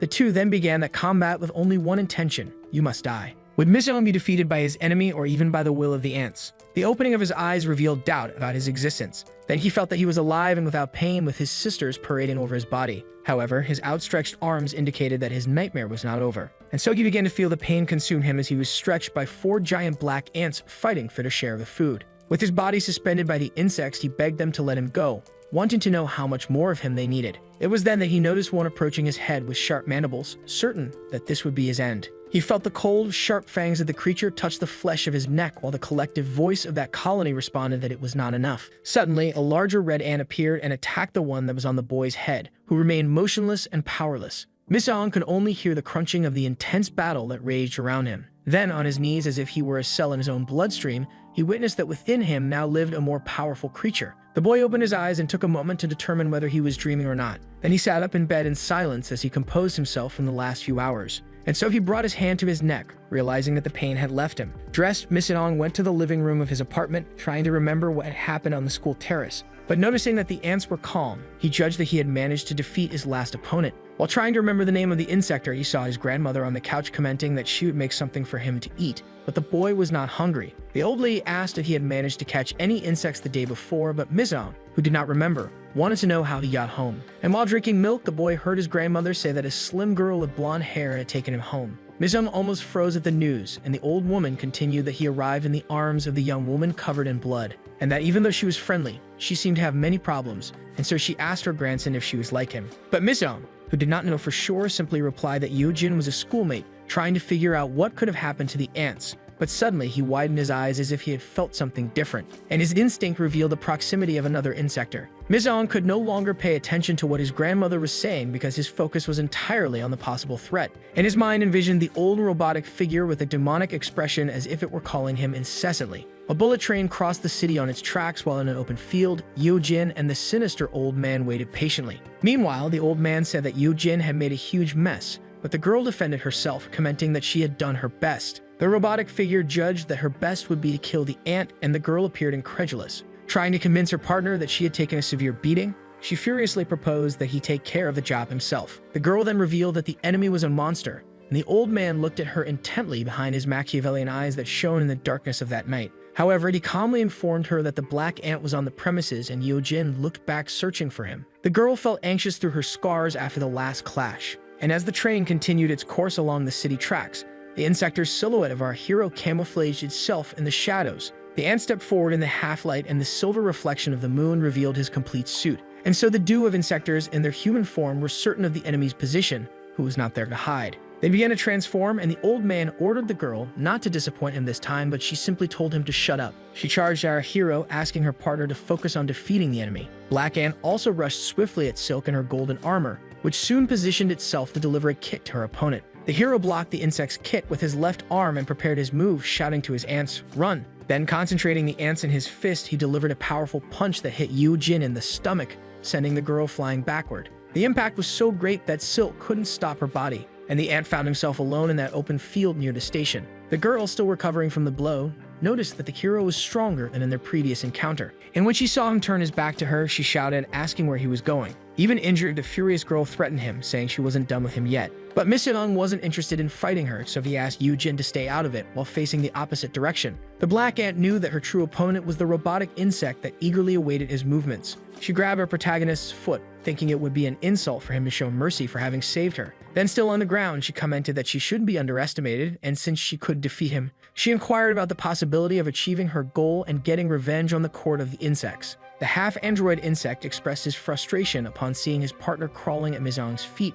and then judged her to be a truly useless insect. Yo-jin's eyes widened as she called the creature by name Jang Yeol, realizing he was abandoning her. Then the robotic one laughed and revealed that he would never help her with her pathetic revenge. Yo-jin seemed unable to believe what she was hearing, as Jang Yeol explained that no one in their right mind would oppose the court of the insects, and that his plan was to hand her over and join them. Mizong simply listened to the girl lamenting, disappointed that she had done everything for her partner only to be discarded like trash. Jang Yeol, showing no emotion, thought it would be an appropriate death for someone as useless as her. And with his thumb raised, he suggested that she keep holding onto the ant's leg as they would both share the same fate. Yo-jin cursed the creature with all her fury, and sensing the danger, our hero ordered his ants to act. The girl only felt the wind beside her, and when she looked, the black ant was no longer there. The robotic one, preparing his attack, couldn't see where the boy had gone, so he threatened to destroy everything at the slightest movement. And suddenly there was an explosion, and Silk, still kneeling, watched from afar the destruction. Jang Yeol laughed, confident that he had hit his opponent squarely. But the silhouette of the ant was moving stealthily for a counterattack. The monster waited, confident that the open terrain would give him advantages against his opponent.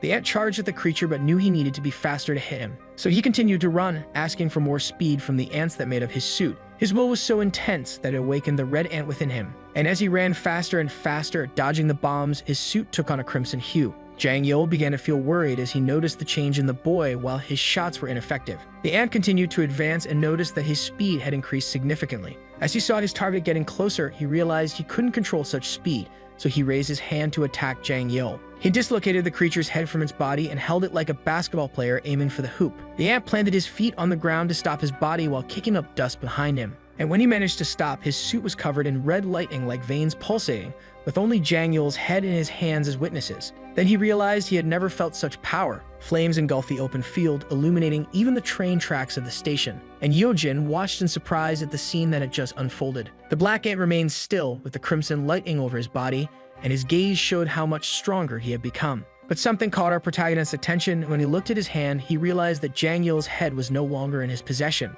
The ants had already devoured the inside of that helmet while the robotic body lay on the ground. Mizong's suit began to shed from him as he walked, and he wished that his sisters enjoyed the meal. And so they did, while Yo-jin watched everything, paralyzed with wide eyes. Mizong stood before the insector and faced her without showing any affection. But something changed within her when she noticed that her ants desired her. and the frightened girl felt the dark spots beginning to take over her face, so she closed her eyes, merely waiting for her end. But the boy took his insects with him, sparing his opponent's life. The girl shouted for him to wait because she wanted to talk to the hero. Then she stood up and wanted to know what the boy's plans were and why he had spared her life. Mizong paused, and Yoo-jin assumed that the boy had something against the Insector Court, and thus offered to help him. It was then that our boy, still intrigued, asked what had happened the day before when he lost control of the ants. Yoo-jin was stunned that Ms. Nong did not remember anything. So she told him that she had been lying on the ground, injured from the first clash between the two, and Ms. Yong seemed to be transforming into a beast never seen in the world of insectors. It was when his thirsty helmet wanted to attack her,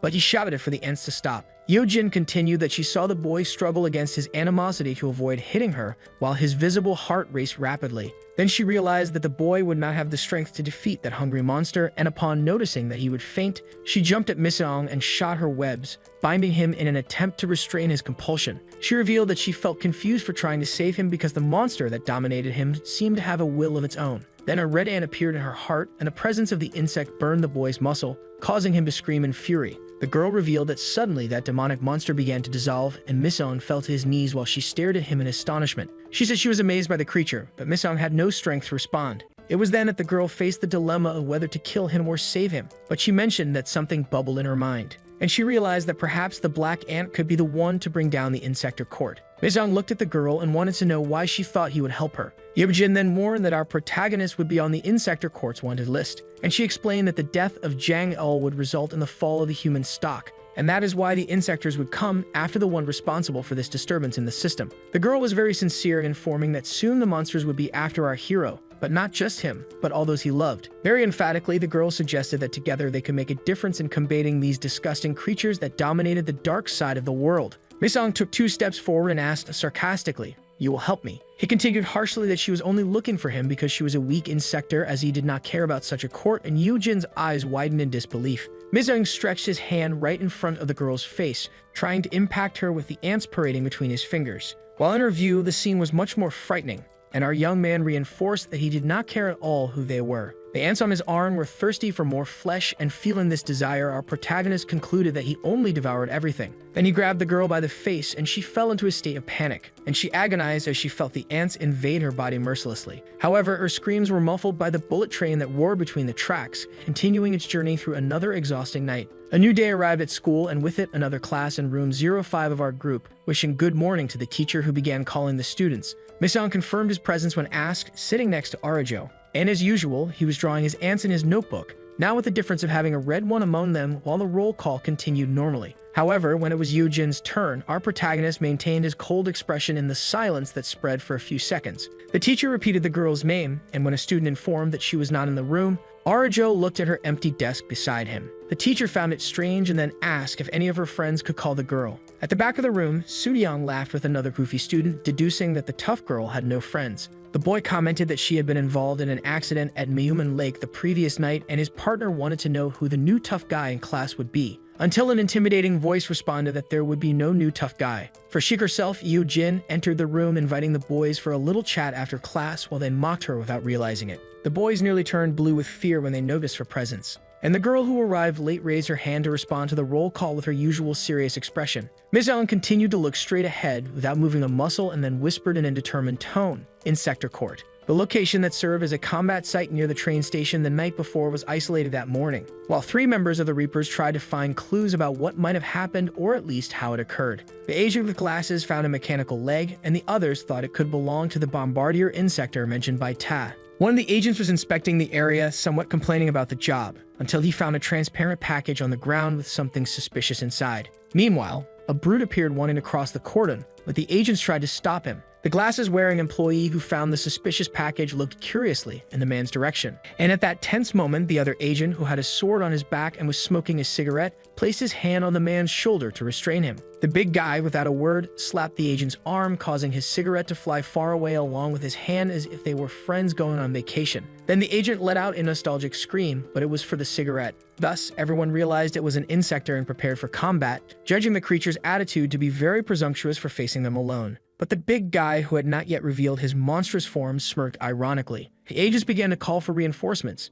due to the presence of the insector that invaded the isolated area, while its body released a frightening aura. The glasses-wearing employee crossed his arms to defend himself with his weapons, but his expression was one of fear. And the brute showed his fangs as if he were a crazed beast and attacked mercilessly. The insector then picked up the phone and called someone named Bad B, and in front of the bodies of the agents on the ground, he informed that he had managed to recover the sample while holding the mysterious package. The brute looked closely at the wrapping that carried a kind of larva and commented with satisfaction that the party was about to begin. Meanwhile, peace reigned in the classroom with our students studying diligently. However, Yoo-jin made a slingshot with a rubber band and stretched a paper ball to aim at someone. Arajo saw the projectile pass in front of her eyes without understanding anything, but Mizon, with his sharp reflexes, caught the paper ball without even looking in the direction of the one who threw it. The boy then unfolded the sheet of paper and read Yoo-jin's note that said to meet him outside. The girl was leaning against the wall while our protagonist waited for what she had to say. Yoo-jin, trying to break the ice with our boy, said she felt strange talking to him after the recent events.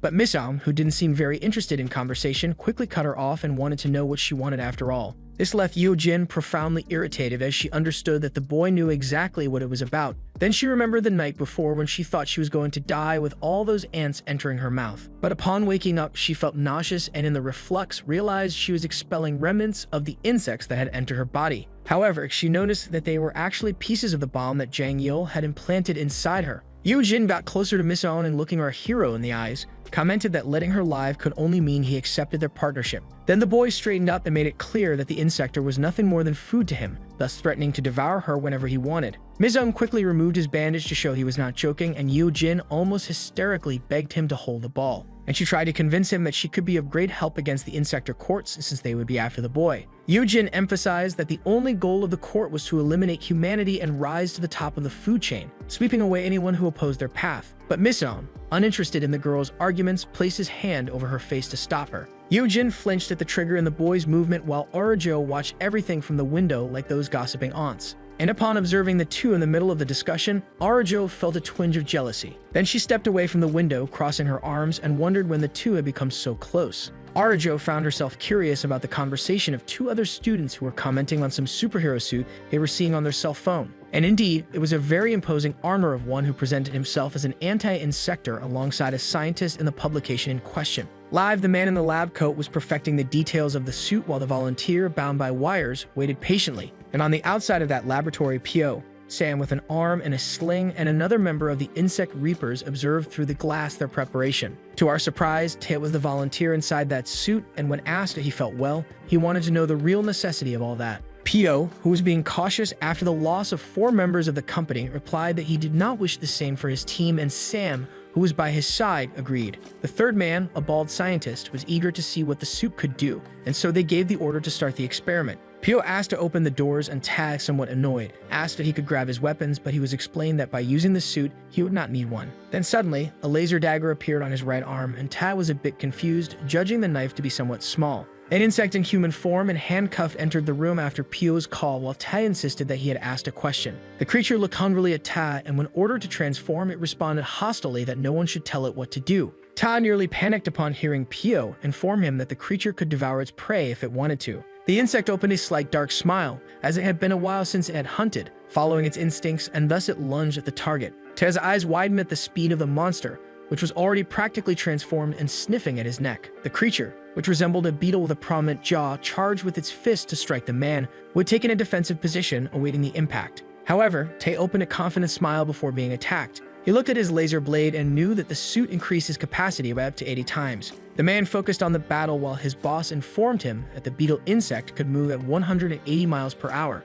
The monster had a bizarre appearance, as if it had come out of those horror movies full of clowns, and Ty did not take his eyes off it for a single minute. The Reaper blocked the enemy's punch and quickly delivered a sideways strike with a laser blade that immediately pushed the insect away, not knowing where the cut had come from. Then he completed his combo with a kick to the monster's ear, which staggered and flew into the air. The beetle then regained its composure and let out a laugh while flapping its wings, analyzing the opponent who had one of the supports on his arm damaged. The creature noticed and attacked again, finding that hunt amusing. But Tai, visibly worried upon being informed that the suit could not withstand more damage, suggested that the old scientist conduct the experiment in his place. The beetle gathered its front legs and strangled the agent with its sharp claws, who widened his eyes, feeling immobilized. Tai tried to muster his strength to break free from that monster, but it was practically impossible. Suddenly, the two were enveloped in an energy overload that made the monster's expression change suddenly. As the creature thrashed about, the scientist informed that the approach of any insect to the suit would result in a shock of 100,000 volts.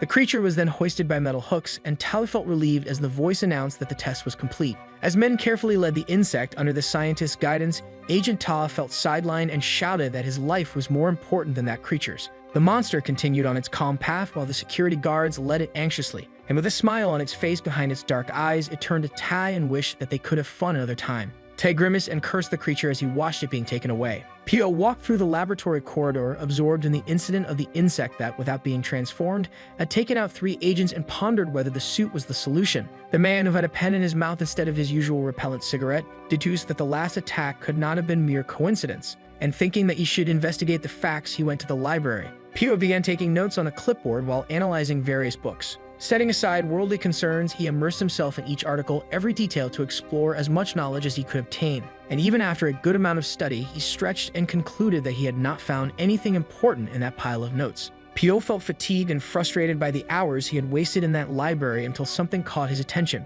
A book hidden on the shelf appeared as a relief to his academic pursuit. He picked up the book and, curious, wanted to know what those pages could reveal to him. With a copy covered in bookmarks in hand, the head of the Reapers was intrigued by the title of the work, which read Ant Castle Project. At school, Yujin begged for her life, and Misan became curious when she revealed that she had another target besides the insect court. The girl, without facing our protagonist, commented on a guy behind her quest and that she wanted to kill him with all her strength. Pio was wide-eyed over the book that had torn pages and photos of people, including a sketch of a black outfit alongside a suspicious number, 002. Next to the image of an unknown face was a name that piqued the curiosity of the chief of the Reaper agents, Kojima. Exasperated by Yujin's revelation, Misaon cornered the girl against the wall, ordering her to repeat what she had just said. In his expression, his eyes pulsed with an energy never seen before in the boy who insisted on confirmation. Yojin, now showing no fear or apprehension in front of the hero, told him that this was the name of the leader of the insect court, and Miseong felt the weight of this creature's shadow over him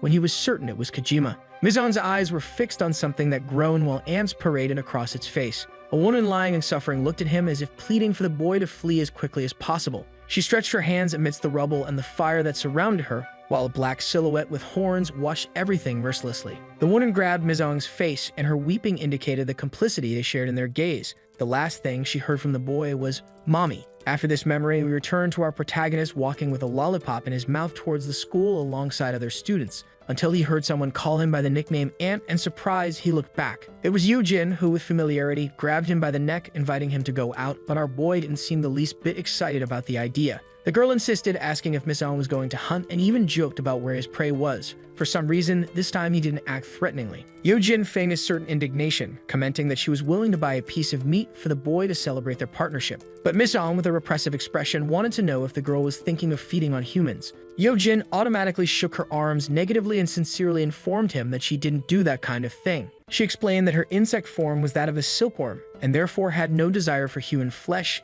insisting on taking our boy for a snack. But when she looked to the side, Miseong was no longer there. Claiming he was in a hurry, the boy simply walked away, leaving her talking to herself. Later, at a restaurant named Dream of Meats, 2 pieces of steak sizzled succulent on the grill. Miseong was impatient, wanting his steak right away, but Yujin, skilled in the art of that restaurant, warned him that the feast was still raw. One of the employees commented to the boss about the amount of meat that our duo was eating, but the experienced boss warned that he shouldn't disrespect the customers. Yujin was shouting that the food was raw. The boss told his employee that in this self-service, people put more on their plates than they could eat. Miseong anxiously bit the chopsticks, and the employee wanted to know what was done with the customers' leftovers, so the calm boss informed him that there was a fine for waste. The boss was confident that the duo wouldn't eat everything, and his expression was that of someone who had their fine guarantee, while the employee said, "We're screwed." Miseong and Yojin then began to eat, and the young employee seemed to already know what was coming, even in the face of the boss's serenity. Our protagonist quickly grabbed 2 big steaks at once and stuffed them into his mouth without restraint, while the girl, who was skinny,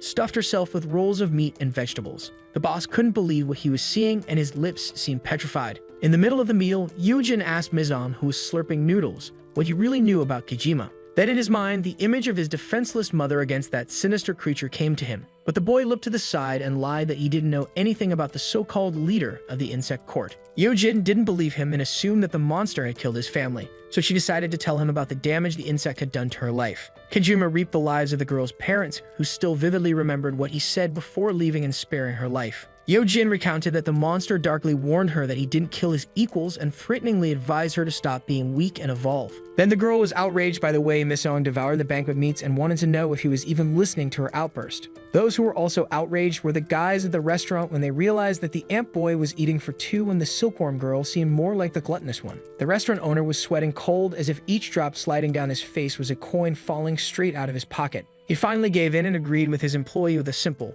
"We're doomed." Miseong and Yojin left the restaurant almost being kicked out, and believe it or not, the girl still had her mouth full, making either an airplane or a balance scale. Our boy thought the way they were asked to leave was unnecessary, but Yojin didn't bother much and decided they should get something to drink. At the snack bar, the girl ordered a combo of juices and a milkshake from the attendant. Then she turned to Miseong to know what he wanted, and the boy, standing apart among the people moving on the sidewalk, made an order that seemed to be for three. That was when suddenly his insect sense detected the presence of danger. Miseong grew alert, and every conversation from those passing by sounded as if whispered directly into his ears. His eyes widened as if the threat was getting closer, while a couple walked by flirting about an invitation to have a nice coffee. Then the coffee guy revealed he was going to drown the girl, but while she laughed, thinking it was just a figure of speech, our protagonist felt the malice of the scoundrel. Yojin approached casually with a bag full of juices, but Miseong could barely contain his tension from the scene he had just witnessed. Sipping her juice through the straw, the girl noticed the ant trembling and decided to ask what was going on, looking in the same direction as him. Then, noticing a couple in love as they walked, Miseong informed her that the man was an insector, and so they decided to act. The tires screeched abruptly, revealing that a bus had just stopped at the station for the descent of a pair of youthful sneakers. It was Arjo, who looked toward the hospital with a worried expression. In front of the door of one of the rooms, she called out the name of Sejin, who had been hospitalized since the incident at school, but she knew her friend did not wish to see her. Sejin, still very tormented by what had happened, rested her bandaged head on her knees, asking her friend to go away, but Arjo only wanted to leave for something. Tears of longing filled Sejin's eyes, but she seemed unyielding. So Arjo left a letter with a ring under the door of her friend's room. She walked sadly down the corridor while a man argued with the doctor about someone needing to shave their head right before their debut, even if it was to save their life. Then she remembered the radiant eyes of Sejin when she had managed to pass the audition for the theater. Her steps wandered along with her thoughts about her friend's excitement at the possibility of her debut. She returned to reality when she noticed a nurse crossing her path, and she looked back almost instinctively, drawn by the invaluable beauty of the health worker. Meanwhile, Sejin remained in the same position on her bed, and only the moon bore witness to her pain. But suddenly, the door of the room opened. The girl was sharply warned that she had already asked her friend to leave her alone. However, she found it strange when there was no reply with the door left ajar. Then a seductive and dark voice whispered, calling her sweetie. And as the footsteps revealed themselves inside the room, that same voice asked why Sejin was so angry. The woman dressed as a nurse began taking off the coat, showing a gothic and striking style as she approached the girl. Sejin could even feel the woman's breath. She was so close to her face, almost as if tempting her to just let things flow. Then the woman opened her mouth, revealing on her tongue the kind of yellow pill that contained a larva inside. She drooled and stared at the sick girl as if she had the power to hypnotize her. And Sejin, eyes wide open, looked petrified as the woman suggested she could put an end to humans who bothered her. The gothic woman forced open Sejin's mouth and slowly brought her lips closer, holding that disgusting pill. The girl, with no willpower, just swallowed the larva while the woman pulled away, promising she would help her. Sejin felt something different inside her being, her eyes bulging completely, and the gothic woman watched everything with excitement, certain this was a path of no return. Sejin felt her body go into shock and began to scream and convulse uncontrollably before the woman. "I'm sorry, but I can't assist with that." The process intensified, and during Sejin's agony, the gothic girl vibrated as if she loved every second of that transformation. The starry night beautifully insinuated itself against the modern architecture of what seemed like a mansion. And the girl who accepted the invitation for coffee was completely smitten. She was excited about the handsome guy who had a huge pool inside his house. But the man who watched the girl get carried away by all his possessions played modest, saying that the pool wasn't that big, referring to it, I think. Then the guy simply kicked the girl from behind, pushing her into the pool. She emerged after the fall, somewhat confused by the man's action, and remarked that the pool was a bit deep. But she kept kicking her legs to stay afloat, finding the repetitive movements somewhat tiring, until she noticed her contact's disappearance, showing concern. The guy on his part was already at the bottom of the pool, watching her from below while the girl deemed the hospitality she received inadequate. But the man cared little for others' opinions, as his empty eyes revealed only his desire to feed. The young woman decided to leave the pool and began swimming toward the edge, when suddenly, she felt her body suspended by a force that left her standing on the water, as if she were a synchronized swimmer. But she was soon sucked back into the water. The girl couldn't move while the man held her ankle with his hand, dragging her like prey further down to the bottom of the pool. And thus, with immense strength, violating the laws of gravity over a submerged weight, he hurled the young woman, who violently struck her head against the floor. The girl fainted immediately, and her body slowly floated back to the surface. And while she floated unconscious, the man prostrated himself, floating on the water in a lotus position as if he were saying some kind of prayer before the meal. But he was merely analyzing the art of hunting, finding it tedious when one could simply buy their food. So he set aside all that complaint and opened his mouth, ready to devour his catch. However, before he could take the first bite, he felt something bothering him as it walked across his face. A small ant was sliding on his cheek, and the insect hesitated before continuing his snack. But it was as if he already knew, and holding the victim's head, he looked to the side and noticed the silhouette of black ant emerging from the shadows. Mizoung stared at the insect in the mirror, and it was possible to see his human gaze reprimanding the monster for its actions. Our ant faced off against the glass that separated him from his target, and suddenly he broke the glass without ceremony with a simple blow. The rich insect shouted indignantly, possibly because such glass ornaments were usually expensive. But Mizoung was not concerned with the man's savings and charged at him, delivering a screw attack. The blow was so strong that the insect felt the weight on his stomach, throwing him against the wall. However, the rich kid was not going to give up so easily and readied his fist to attack the ant, demanding answers about his actions. The insect landed a right cross on the ant's face, which staggered while asking who he was. Mizoung flew toward the pool, given the impact of his opponent's punch. That's when Silk appeared with her hands raised and summoned her silver webs, shouting, "1,000 rings." The insect looked back and realized that his invader was not alone, while feeling Silk's cold threads touch his body. She then gave another command, and her webs joined together, enveloping the insect, who had no time to defend himself. Some webs went in another direction and removed the unconscious girl from the water. And Yeo-jin felt relieved when she realized that the young woman was still breathing. Then she placed her safely on the ground, but made sure to advise her not to trust strangers. The insect had a paranoid expression, and immobilized by Silk's cocoon, he became curious about who those were that dared to interrupt his meal. But our heroes merely stared at the lunatic, considering the fight won. Then the expression of fury began to form on the face of that insect, who thought himself too important to be trapped in a web like an unsuspecting bug. And Mizoung was not interested in knowing what status the creature had. As to him, it was nothing more than mere food for his sisters. The ant stepped forward, but Yeo-jin asked him to wait. The girl then suggested that they could extract some valuable information from that insect. The man then faced our heroes and recognized the ant, provoking him, claiming that the relative killer was much weaker than he imagined. That's when the rich kid began to undergo his insect transformation and ironically asked in a threatening tone if the ant was really going to kill him. Silk took an attack position and informed that the creature could not break its 1,000 rings, so it should cooperate and answer its questions. The monster was not intimidated, and Silk's webs began to tear as he warned that the heroes did not know who they were dealing with. The armors of our duo began to reflect a light as they watched the insectoid closely. The glow again for trails produced by the enemy that emitted an orange flame hue. They began to burst like fireworks at various points in the environment. Our heroes felt as if flaming whips were lashing them from all sides. And a crack began to emerge, tearing the floor at the edge of the pool as if it were volcanic lava. The place became saturated with thick smoke as blades of fire sliced through the concrete. Then the dull voice of the insectoid revealed to the heroes that he was a member of the insect court, and floating above the water with his armor and blades in hand, completely free from the webs, our duo met Zigna, the aquatic insectoid. The monster, who doubted the abilities of our heroes, challenged them to try to kill him. And so the duo prepared their special moves to attack that creature that exuded absolute power. Both Ant and Silk leaped at the enemy with all the ferocity they could muster, and the insectoid of the court made a move with his blades that effortlessly blocked the double attack. Then the monster faced the heroes and mercilessly unleashed his strike called Blade Members, floating through the pool as if cutting the water with its edge. Mizoung and Yeo-jin barely had time to defend themselves as they felt the damage inflicted by the strong opponent who unleashed his second special move, Torrent Barrage. Ant and Silk surely widened their curious eyes inside their helmets,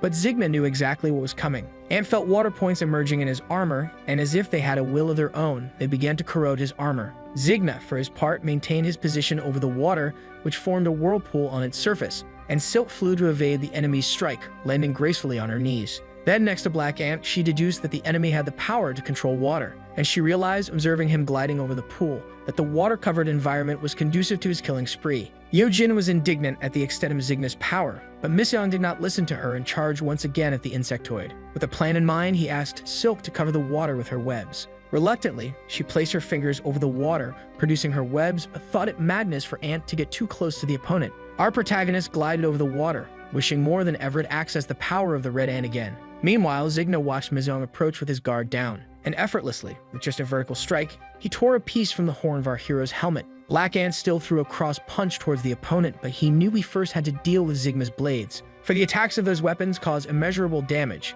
but our hero did not give up, and using his fists, he quickly aimed at the enemy's arms, disarming him with precise strikes. At that moment, the enemy staggered, and our protagonist might not have another chance to emerge victorious from the fight. So he prepared his fastest punch, but a beam of light shone beside his face. And without any chance of defense, Miseong saw his helmet leave his head, revealing his wide eyes filled with a mix of surprise and despair. It was then that Zigna revealed that the blades on his back were not just for show. The beast then summoned his 4 swords and, drawing them from all sides, confirmed that this was his true form. And thus he unleashed a spinning strike with his flaming blades that made an X on our ant's armor. Miseong only had time to hear him shout, quadruple rendition, and felt the cuts on his body open like fissures as blood poured out excessively. Zigna stared at Ant and realized that his strikes were not as deep as he had imagined, and he was sure that the impact was lessened by Silk's webs that wrapped around his fists at the moment of the attack. The girl was there standing and tried to ensnare the opponent again with her 1,000 rings, but Zigna did not seem intimidated. Without hesitation, she struck with all the force of her knee to the back of the aquatic insectoid's neck.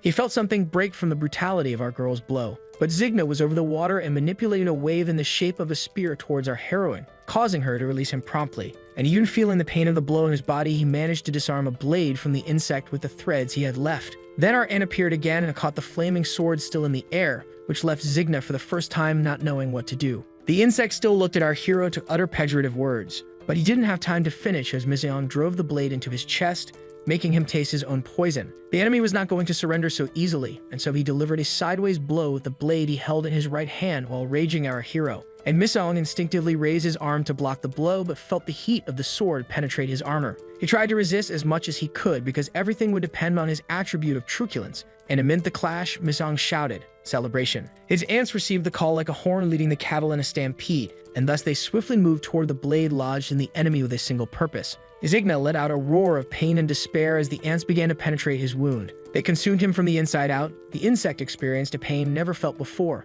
until a heavy foot arrived at the scene, making the ground tremble with its steps, and with a guttural voice he wanted to understand what was happening there. Miseong looked at the intruder while appreciating his sisters finishing the job, and he felt tense because he had no way to defend himself with the finishing process on Zigna. Then he felt the punch from the brute who had previously invaded the Reaper's restricted area, as if it were a sledgehammer right in the face. Our ant flew and crashed against the wall, causing almost the entire house to collapse due to the impact, and he lay inert from the blow, becoming an easy prey for the opponent that had appeared. Meanwhile, Silk was unconscious on her webs that supported the surface of the pool. The brute placed Zigna on his shoulders and, looking to our heroes, informed them that he found them amusing, and he threw a red card saying that he always welcomes the strongest. The card with the name Club, 6-shot, embedded itself in the wall next to Miseong, who was unable to react. Then he heard the ignorant one inviting him to visit the so-called club of the card, leaving them alive for some purpose. Somewhere in the city, people were circulating normally at dusk, until a narrow alley revealed a relaxed guy fiddling with his cell phone. But it also revealed Sejin,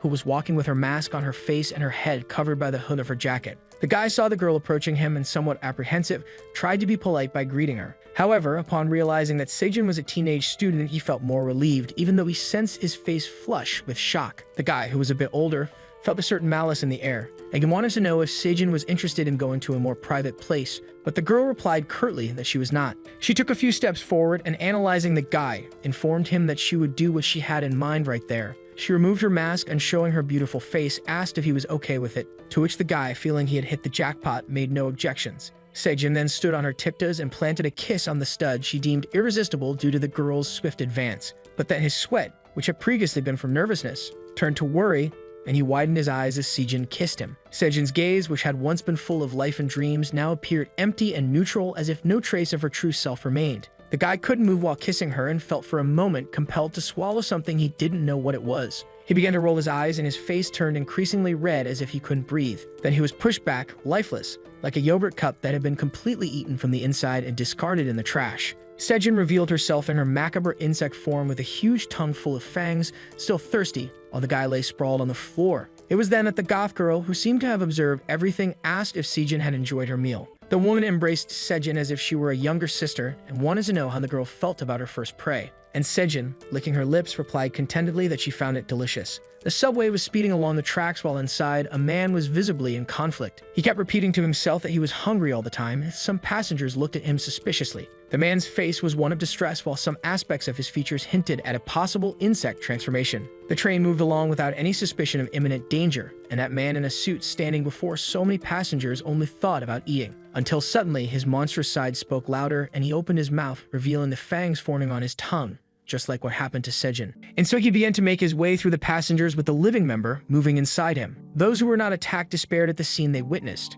and the man's tongue began to clean out the carriage, bringing chaos to the citizens who had no chance to defend themselves. Then he started to feed ravenously while the train moved toward its destination. Arajo walked alongside the students down a tree-lined street, and her expression was calm, which was not her usual demeanor. But soon something ahead caught her attention. It was Mizam walking alone with his head slightly bowed, reclusive in his own world. The girl quickened her pace, touching our protagonist's back and smiling as she called out to him. But when Mizam turned to her, my friends, the boy looked like he had stuck his face in a hornet's nest. Arajo was startled when she saw the boy's face covered in bruises, and logically she asked what happened. So Mizam told her he got into a fight where he emerged victorious and defeated at the same time. The girl warned him not to get into trouble, as it wasn't really his style, but indeed our protagonist had no choice. Still not understanding, Arajo wanted to know if he was in some kind of rebellion, but something inside the classroom made her more curious. Sejin was looking out the window with her short hair and a somewhat dreamy expression until she heard her name being shouted enthusiastically by her best friend.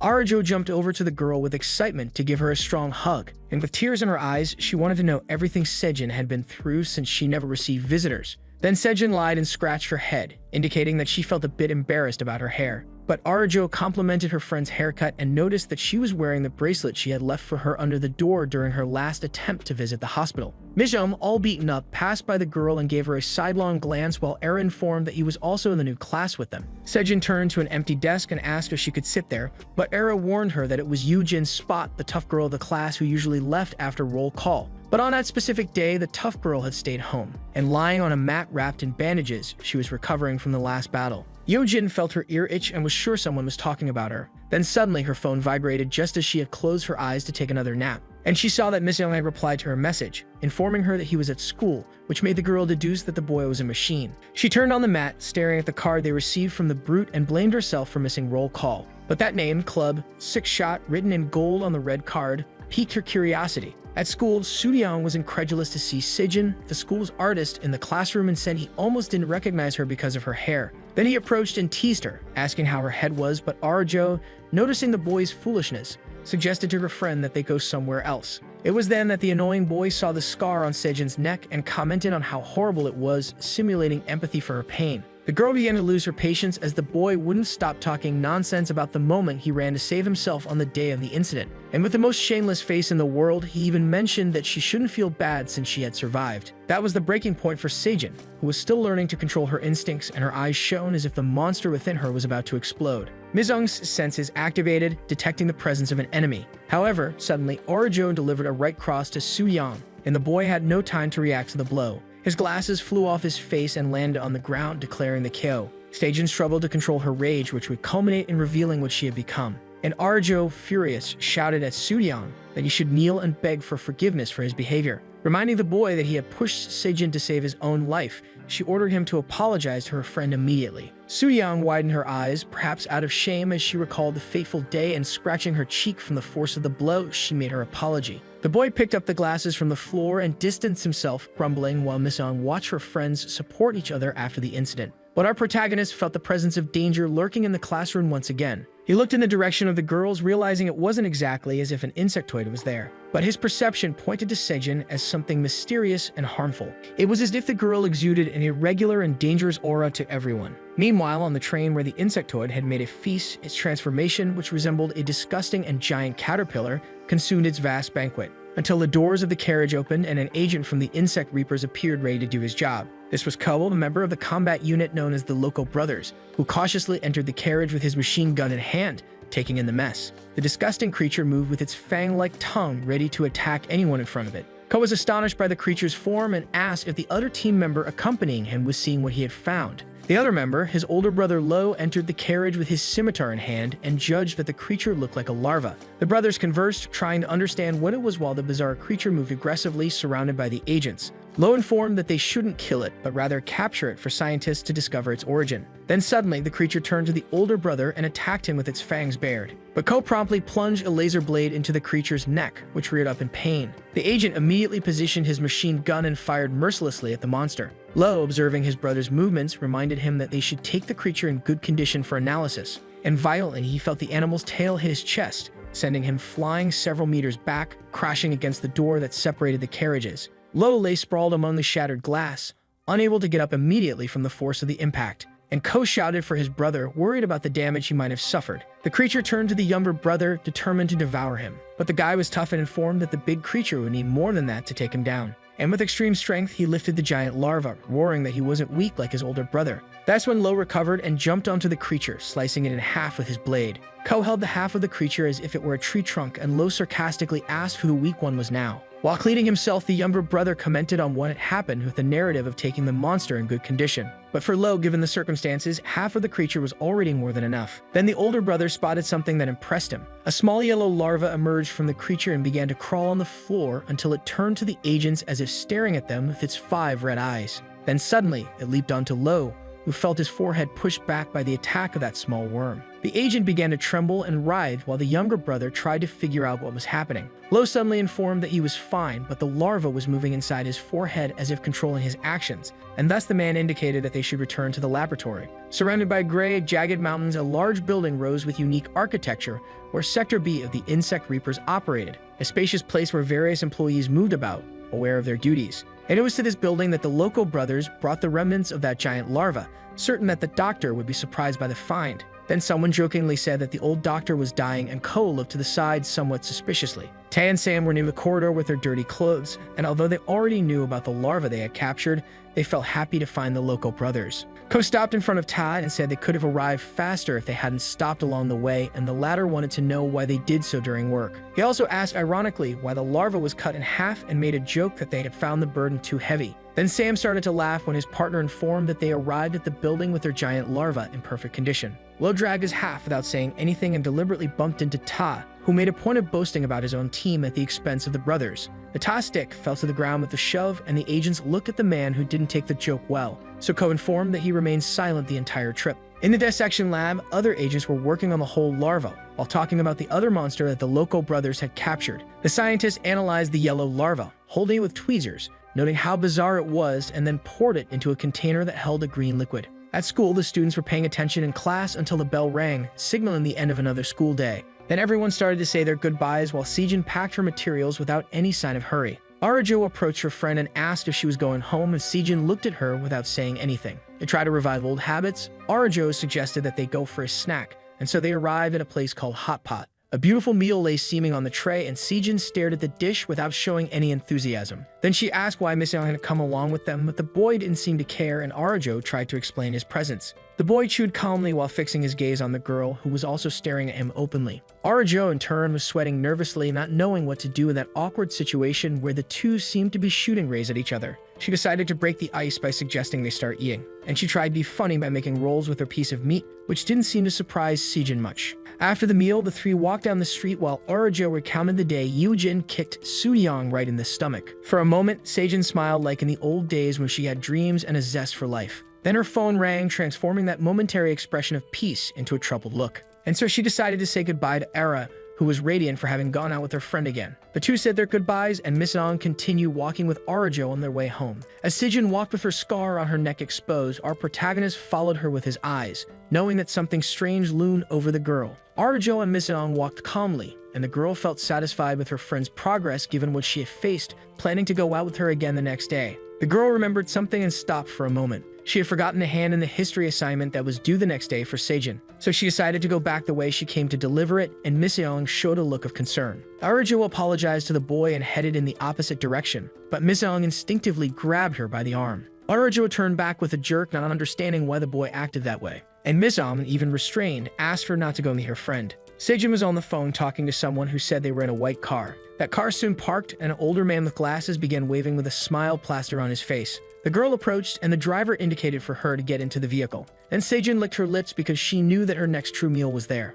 On the other side, Miss Young insisted that Arajo not go meet the girl and assumed that the teachers would understand her hospital situation. The sun began to set behind the couple, and Mizong, without letting go of Era's hand, asked her to go home with him. Suyang and his friend were returning home after class when they spotted Sejin from afar. They watched her get into the car while the four-eyed friend mocked him for the punch he took in class. They were drooling over the old man's car and wondered if that was her father. But Suyang, still with a red cheek from the blow, informed that the girl had no father, and upon seeing her leave, he promised he would take revenge. In another part of the city, the lights of the buildings and businesses danced with the bustling night, while a pair of boots moved determinedly along the sidewalk, and the vivid blue tone of Yoo-jin's jacket caught the attention of those she passed. The girl ignored the curious glances, focused on her mission, and she thought that she had only dressed that way because the place she was looking for was a nightclub, but perhaps she had overdone it a bit and prayed that they wouldn't ask for her ID. It wasn't hard to find the building where the so-called club, stick-shot operated with its crimson hue and electronic sound pulsating inside like a living organism. But the girl was startled when she saw the size of the line formed by those eager to enjoy a piece of that fervent nightclub. Yoo-jin felt that she couldn't enter there alone, so she sent a message to Mizong, who was logically eating, but she ordered him to meet her. The girl became so desperate, not knowing whether to stay there or go home, that she didn't notice someone approaching. Then she heard a voice asking for permission and froze with her hands on her head before turning around. When she did, she noticed there was a man with red hair asking if she was there for the first time. Yoo-jin's eyes widened and her mind could only form the phrase, "It's him." The man with his charming demeanor commented that the girl's voice sounded familiar to him. Then he revealed himself as Mingyan Park, a human identity of Zigna, who awkwardly asked if they had met before. And so our girl trembled at the thought, knowing that alone in front of her tormentor, she was completely doomed. The music pulsed in the darkness as Yoo-jin tried to free herself from the charming man who insisted on taking her inside the nightclub against her will. Suddenly, the bright light that appeared as they advanced nearly blinded her. Yoo-jin slowly opened her eyes and realized what the place was: Club 6 Shot, with hundreds of people frantically entangled on the dance floor. The girl was wide-eyed next to Zigna, as she had never experienced how much the nightlife hid in its private cocoons.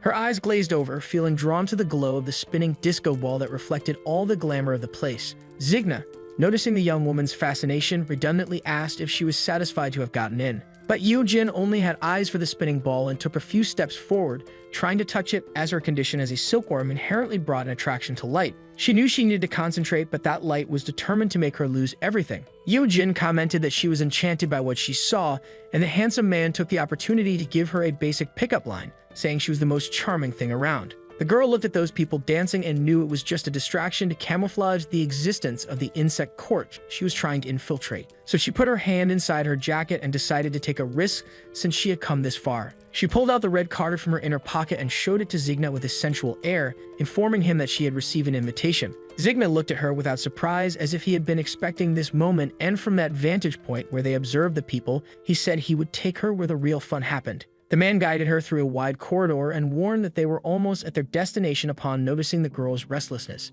Then he pointed to the elevator they were supposed to take, which left Yoo-jin stunned. The girl found herself in front of a massive door about 3 meters tall and asked why that elevator was so big. When the door opened, it revealed a spacious crimson area where the insector commented that they were going to a VIP area, and that's why it needed to be special. Yoo-jin couldn't believe that elevator was bigger than her room. Then the man brought the card close to a sensor that beeped while revealing to her that they didn't extend invitations to just anyone. Zigna wanted to know how she and her boss had met, so trying to maintain her composure, Yoo-jin replied that she usually sparked others' interest, which made the man laugh. The seductive guy curiously asked what insect she transformed into, judging by her beauty, a butterfly or a praying mantis, but Yoo-jin joked and said she was a dung beetle. Feigning interest, she also asked about the man's form, who proudly declared he was a giant water spider, but Yoo-jin knew it wasn't that impressive. The elevator beeped again, indicating they had arrived, and when the door began to open, the man tried to impress her with what she was about to witness. But Yoo-jin, despite lying about her enthusiasm, imagined it would just be a boring party full of insectors.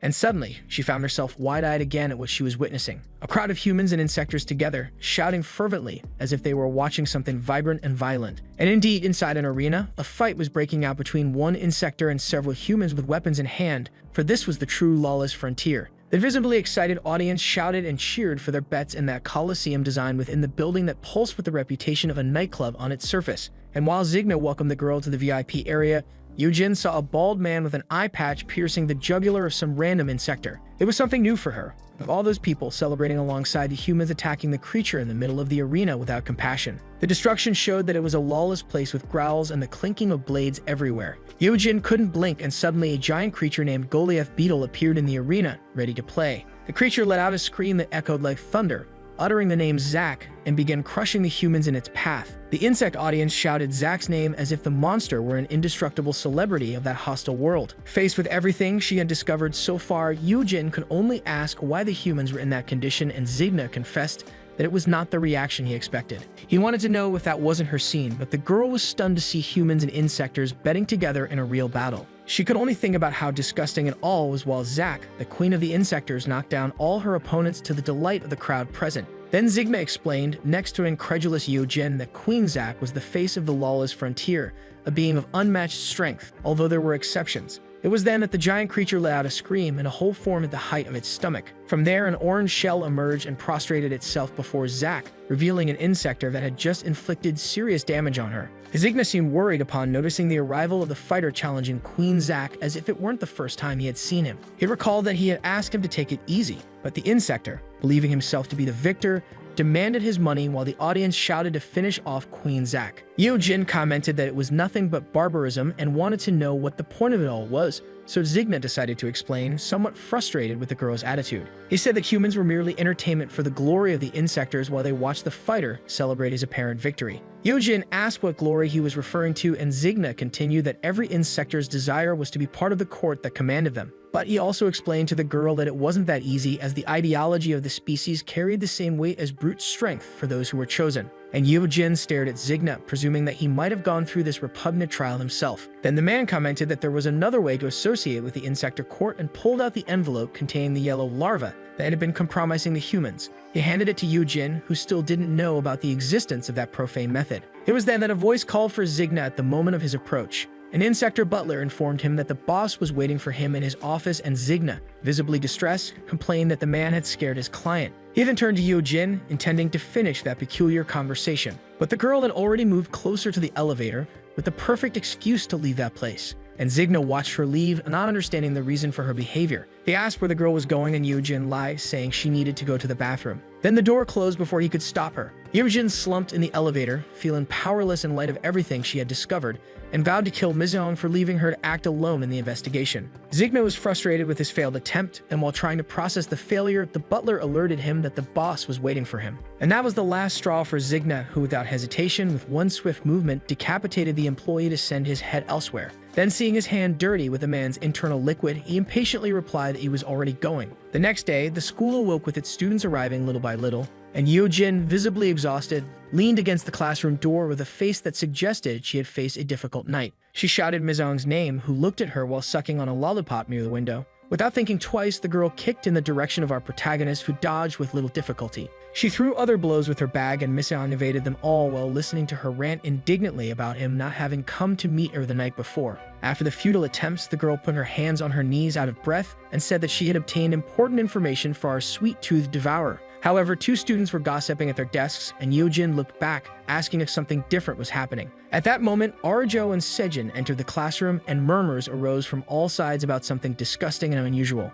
Arjo noticed that all the students were looking in her and her friend's direction, making mocking comments and not understanding the tense atmosphere. She wanted to know what was happening. Arjo couldn't comprehend what was troubling them so early. The entire class practically cast judgmental glances at Sejin, with whispers accusing her of dating an older man. Arjo glanced at her friend, waiting for her reaction when someone said that the class artist was selling her body. Sejin stepped forward because the students were crossing the line, but she was held back by Arjo, who was still trying to understand the other's behavior. From the back of the class, Yujin observed the unusual scene and asked who the pretty girl was, to which Mizeong replied that she was Arjo's friend. Yujin, noticing the tension, commented that there wasn't a day without surprises at that school, but Mizeong remained attentive to the events. And despite his calm expression, our boy even broke the stick in his mouth because he knew something was about to spiral out of control. Arjo, who didn't want trouble, tried to get Sejin out of the classroom, calling her to leave that hostile territory. However, a voice asked where the darlings were going. It was Su-Yong, who was framing a camera with her fingers and claimed to have evidence of a possible scandal she wanted to reveal.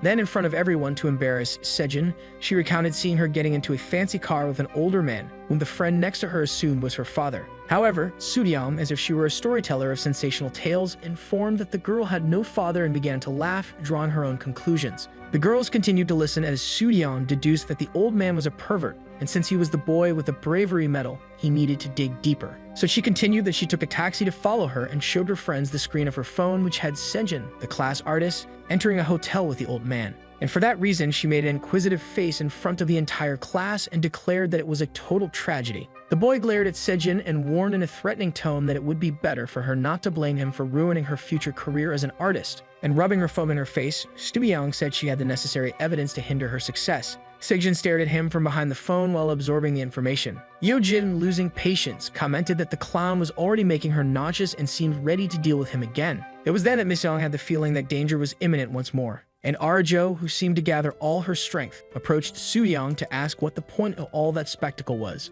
Then she again readied her right cross to knock out the gossip monger, who merely waited for the blow to hit him squarely in the cheek. But suddenly, Sejin restrained Arjo, demonstrating a balance that perhaps even she hadn't expected. And she approached her friend, whispering something inaudible that made Era's eyes widen. Then Sejin took a few steps back, asking her friend to stay outside the classroom. Arjo stared at her in confusion, but Sejin was sure she could handle the situation on her own. And so she closed the door, leaving Era in the external corridor to protect her from what was to come. Meanwhile, Sooryang's friend considered that the boy had escaped another beating, and Sejin stared at the door without looking at the students. It was then that, after a brief silence, Sejin began to laugh loudly and sarcastically commented that she wished she could have stayed a little longer there. But that statement left Miseong anxious, as if he knew the next steps of that situation that Yeojin had not yet perceived, especially the gossiping boys, who deduced it was just an attack of madness coming from Sejin. Sooryang's friend decided to approach her and apologize for the trolling. But without the intention of being sincere, he whispered in Sejin's ear how much she was charging for her services.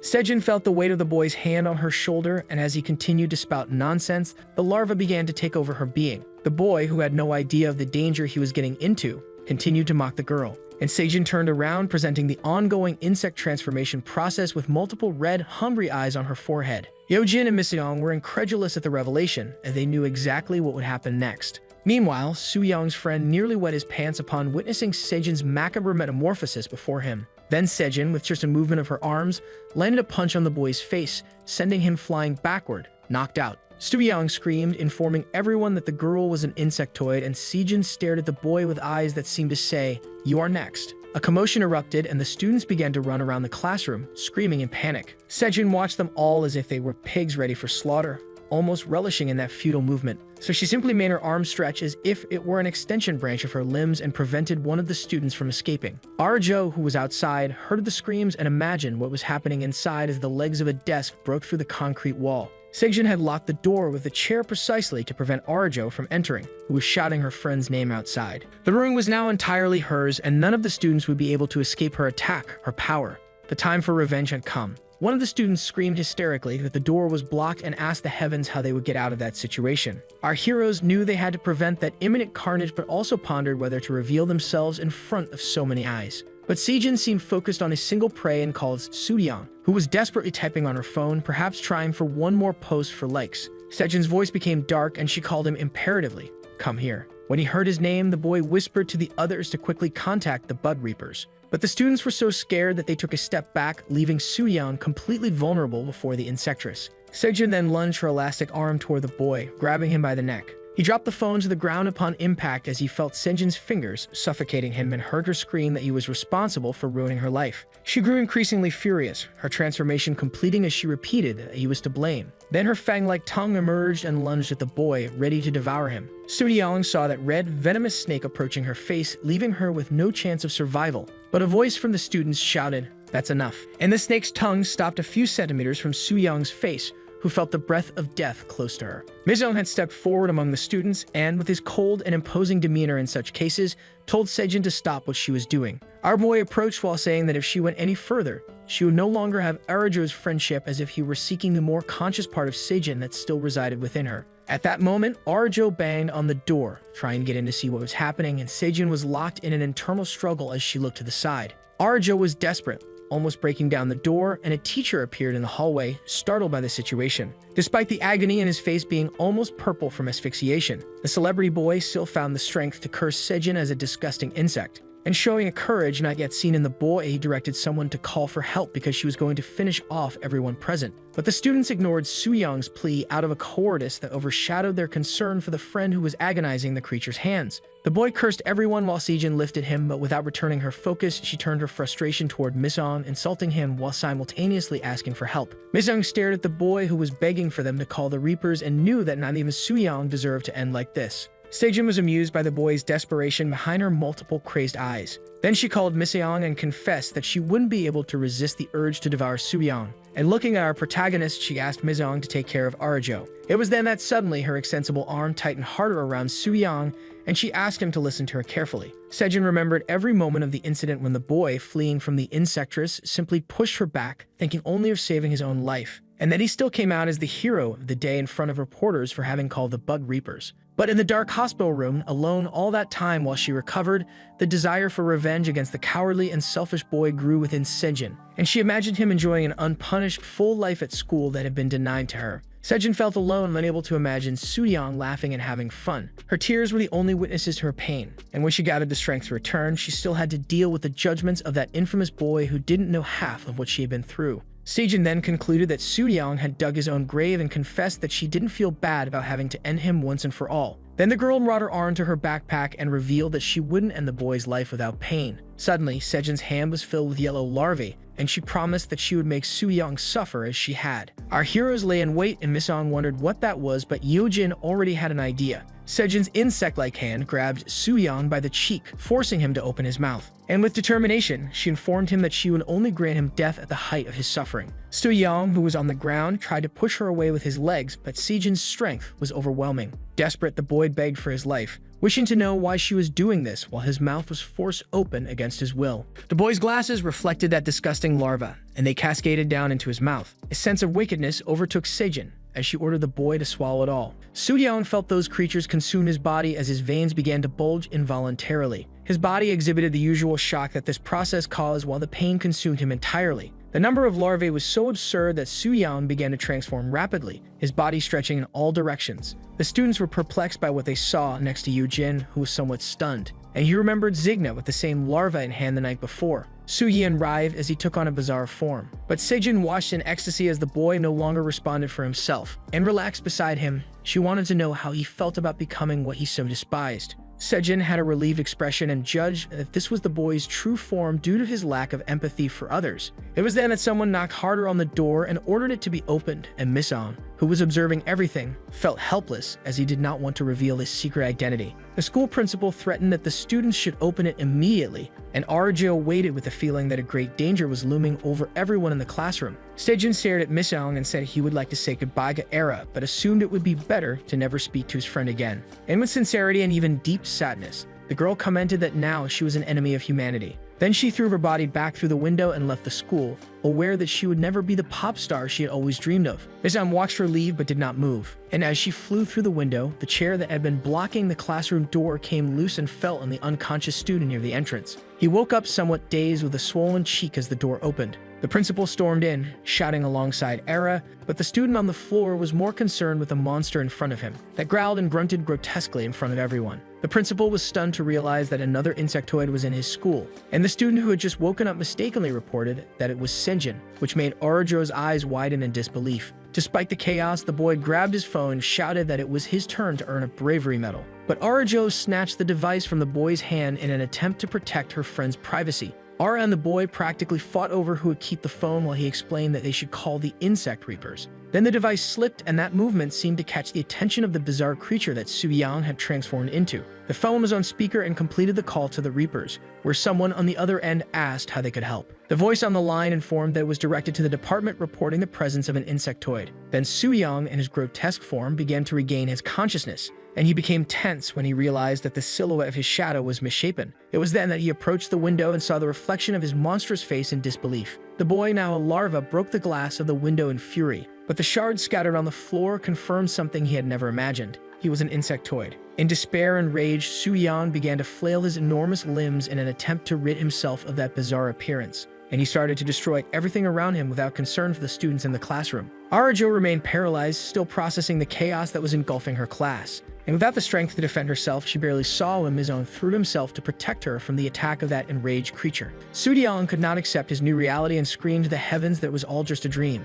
The beast stuck its head out of the window and leaped aimlessly, knowing that if the Reapers found him, they would kill him. So he simply ran with one thing in mind: he needed to survive. In the classroom, everything was destroyed and the students slowly began to recover from that hurricane. Mizong heard a sob and looked at Arjo, who let her tears fall down her face without shame, imagining that larva was Seijin. Our boy had no strength to construct any phrase that could comfort her, and then he looked in the direction of Yu Jin, who was also staring at him. There was no time for lamentation, and so our heroes set off in pursuit of Seijin, knowing she was involved with the insect court. Yu Jin showed the pill with the larva she had won at the club and explained that it was one of the ways to enter the insector's inner circle. They were so focused on finding Seijin that they spoke in unison to follow each other's path, and when they realized that the insect perception power indicated the same place, they simply started running as fast as they could. But when they arrived at the indicated location, they noticed that Seijin was not there. It was then that they realized both the GPS ant and Silk's rope pointed to an abandoned construction site. Seijin was standing alone in front of the rubble that seemed to be from an abandoned building. Then she heard someone call her name and turned around after wiping her tear-filled eyes.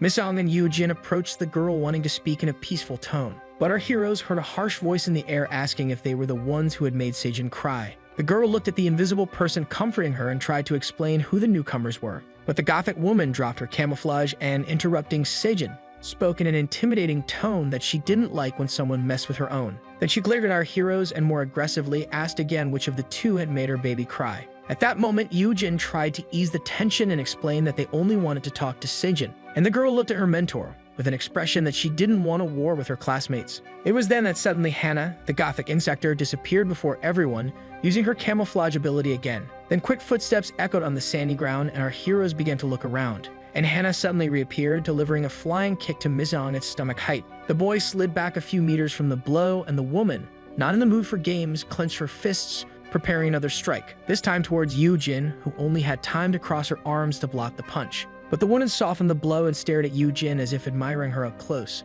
And she gave up on attacking the girl because she understood it would be a waste to kill her at that moment. Then she quickly positioned herself behind our heroine and bit her ear as if marking her territory or something like that. But Yu Jin moved to free herself from Hannah, questioning what she was doing, and the woman jumped back. The Gothic woman wiped her mouth after the ear sucking and was surprised to realize that the girl was also an insector. Hannah's act left Yu Jin furious because not just anyone could come and suck on her ear, and so she summoned her threads to attack the woman. Hannah dodged the attack, judging that the girl's silk bub form was not bad at all. Then she concluded that Misong was also an insector and our boy was already wearing his ant's suit, ready to attack. It was then that he delivered a hammer strike, but the woman was of remarkable speed and easily dodged. Our protagonist looked back in disbelief, and Hannah warned him that he would never be able to hit her with those punches. And imposing behind her sensual outfit, she explained to our young hero that using invisibility was her ability. Our heroes, already in their armor, discussed how to hit the enemy, and Seijin's eyes widened as she realized that Misong was also an insector. Always impulsive, our ant charged into the offensive, and the woman, who seemed to detect his movements, showed a bit of annoyance at the boy's attack. But she didn't notice when Yu Jin's webs wrapped around her neck. And suddenly, the woman found herself surrounded by 1,000 silk rings and an ant hopping in front of her. Hannah remained still in the face of the attacks and considered the young people's assault somewhat disrespectful. But Misong didn't care about the woman's judgments and ferociously delivered a thunderous punch to her face that made the insector spit blood from the impact. Then she realized she needed to act and revealed her pointed weapon that resembled a stinger. And furious that the ant had made her bleed, she launched a piercing attack at Misong. Our protagonist felt that tip pierced through his armor, but Hannah noticed something unusual for an insector. And while her weapon invaded Misong's chest, she questioned why our hero's blood was red. Yu Jin rushed forward upon seeing Misong injured and ran towards the opponent to confront her. But the woman noticed the girl's movements and aimed the gauntlet of her other arm in her direction. Then she shot her stinger, which extended like a spear, and hit our heroine squarely. Hannah's precise attack pierced Yu Jin's shoulder, causing supreme pain to course through her body. She licked the tip she had introduced into Misong, savoring the taste of human liquid. However, our heroes began to feel the affected area swell as if their bodies had reacted to the poison. Then Hannah ordered, "Detonate." And the protrusions that had appeared on our fighters simply exploded as if grenades had been embedded in their skin. Both Misong and Yu Jin were increasingly certain that battles against members of the insect court would be nearly impossible to win. Noticing the heroes' pause in attacks, the woman scoffed, judging them to be tired. For her, the game was just beginning. Seijin tried to intervene, placing herself between her classmates and her new tutor, lying that they were her clients. Yu Jin and Misong were stunned, but Seijin's intention was to convince the woman that the heroes were there to check the larva pill. Hannah leaned over Sejin to verify the truth of her words, but the girl remained firm in her narrative. A look of disappointment lingered on Hannah's face, perhaps because she was enjoying the clash or perhaps because she sensed a lie in her new pupil. But soon that aura dissipated and she smiled at the information, commenting that Sejin shouldn't have warned her earlier. Then she skipped away, finding it amusing that she had almost killed our heroes. However, there was the problem that the woman only had one pill in stock, but our heroes tried to buy time by asking for a bit more information about the product. And Hannah, as a good businesswoman in the field, explained that by consuming the little medicine, they would become stronger insectors. Sejin, who was listening to the information, discovered that humans transformed into larvae, but an insector eating the human larva would become even stronger. Yoo-jin appeared troubled by the information, but that was exactly what the woman meant: eat, become strong. Then two humans practicing cardio approached the insectors, and for Hannah, that was more than perfect for a practical demonstration. She called the boys as they ran by and easily convinced one of them to take the pill. Soon the young man began to feel the reactions and transform into a giant larva. Our heroes felt powerless once again as another human transformed before their eyes, and Hannah, wanting to apologize to Sejin's so-called clients, gave the green light for them to feed on the larva and become even more powerful. Then she wished Ardu a good meal while the creature writhed in its metamorphosis process. She left with Sejin, informing them that if they wanted more, they could find her at Club 6 Shot. Sejin glanced back and saw Mizong running without a second thought toward the larva, while Yoo-jin tried to convince him not to do what she feared he would do. The larva, in turn, was more interested in what had once been its friend, who was screaming desperately for help. Then our hero delivered a hook reminiscent of 90s games, severing the creature's head from its body,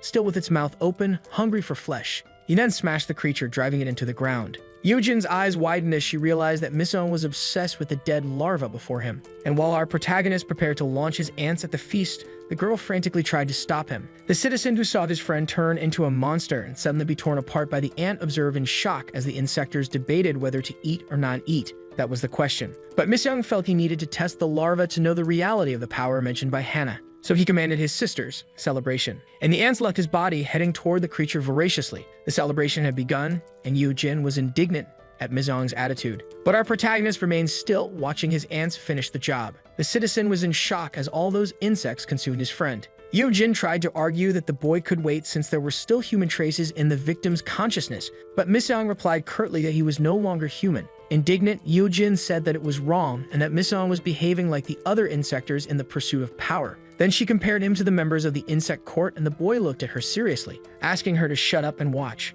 The distraught citizen also watched the scene, not understanding anything of the dialogue between our heroes. Meanwhile, the girl waited curiously about what patient Mizong was trying to do. Yoo-jin's eyes widened in disbelief as she realized that the victim was returning to his natural form. As the ants crawled over his body, his features began to show signs of a possible detransformation. Little by little, the victim was shedding his larval form and incorporating human anatomy, even groaning in pain. Mizong watched everything attentively, hoping that his idea would work, and Yoo-jin wanted more information about the process. Then our boy explained that he had also felt that unstable presence in Sejin. The victim was still writhing, but it was already possible to see him returning to normal. It was then that suddenly the larva he had swallowed began to be expelled from his mouth with the help of the ants. Little by little, it completely left the boy's interior. Our heroes continued to observe the ants consume the larva that had come out of the pill, and while they feasted, Yoo-jin wondered if this could influence him. But our protagonist would only have the answer when they returned to his body. And so, when they finished that small meal, it marched in a line into Mizong. Suddenly, our boy felt something strange inside him. Yoo-jin was frightened by the way Mizong trembled and grunted.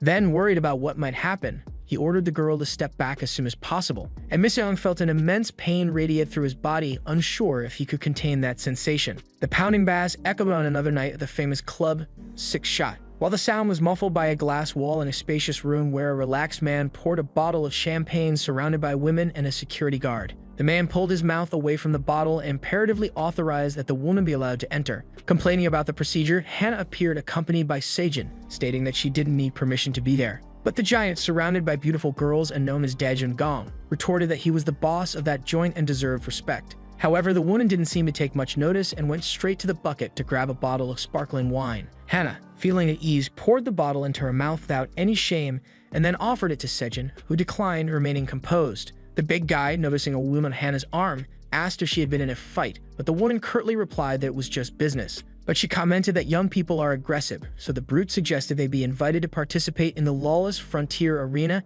and Hannah asked why he would do that. And Daejun, while receiving food in his mouth, said there was a troublemaker in the arena, but Hannah, who didn't seem interested in the subject, wanted to know why she was called there. The man, a bit more brusque, informed her that 50 pills of the larva had gone missing from the stock the day before. And incredulous, Hannah asked if he had been robbed, while Sejin behind the woman made a worried face. Then Daejin leaned back on his sofa and warned that Hannah shouldn't judge his management because he knew who was to blame. Suddenly, the giant lunged towards Sejin, and his hand was so large that it almost engulfed the girl's head. The impact of the blow was so absurd that it shattered the glass ceiling of the nightclub where people were dancing. But the man didn't care, and while pressing Sejin's head against the wall, he accused her of stealing the products. And at the peak of his fury, Daejin called Sejin a disposable little animal and swore he would chew her up without leaving a single piece. But suddenly, he felt Hannah's stinger pointed close to his face. Then the two women who were fawning over the giant also revealed their weapons, ready to defend him. The atmosphere in the room became tense, and suddenly everyone was at a Mexican standoff. But Hannah threatened Daejin if he did anything to her pupil. And the man, with the gothic woman around his neck, assumed she wanted to let Sejin go unpunished. Sejin felt the giant's thick fingers pressing against her head while she saw him trying to extract her confession. The man, without measuring the consequences, squeezed Sejin's face harder, and Hannah, without hesitation, she drove her stinger into the brute's neck. The woman was determined and pressed the tip of her weapon deeper, while the man in turn crushed Sejin's head harder. Then the girl, feeling her head almost explode, screamed Suyeon's name and confessed that she made the boy swallow all the pills out of revenge. The giant began to laugh and, looking into Sejin's eyes, felt upset by the end of the game. Unbothered by the stinger in his neck, the man revealed that he already knew what had happened to the pills, and Sejin's eyes widened in fear. Then Daejin loosened his grip and released the girl, who fell to the ground and was supported by her mentor. The man laughed and judged Sejin to be more clumsy than her owner. But the girl was still in shock about how he knew about the pills, and Hannah asked why Daejin acted that way if he already had the truth. Then the giant, surrounded by his guardians, explained that he had placed someone to follow Sejin when he discovered what she was up to. And he licked his lips at the thought that a human had ingested 50 pills, warning that this one was his. A little distance away, Squad C of the Reapers was chasing an insect larva. It was Suyeon, desperately wagging his tail to escape faster, while the agents noticed that this larva was different from the others. The monster boy looked back, trying to gauge the distance, but was quickly intercepted by the Reapers, who attacked him mercilessly. Suyeon grunted as the blades pierced his carcass and asked the heavens why fate had reserved such an end for him. Pio, who was on the front line, struck with his sword, and the creature fell, receiving a high-voltage shock. He felt satisfied to have silenced that whiny monster without making it clear, puffing on his repellent little cigarette. Pio also commented on how noisy that larva was and ordered his team to carry the creature to the laboratory. But before the agents could start bagging the monster, a strong wind began to form in the area, and Pio looked back, trying to understand what was happening that was abnormal in the region. The Reaper team couldn't control their feet and realized they were all being sucked in by the strong wind. But Pio noticed the presence of two strangers and, with his imposing demeanor,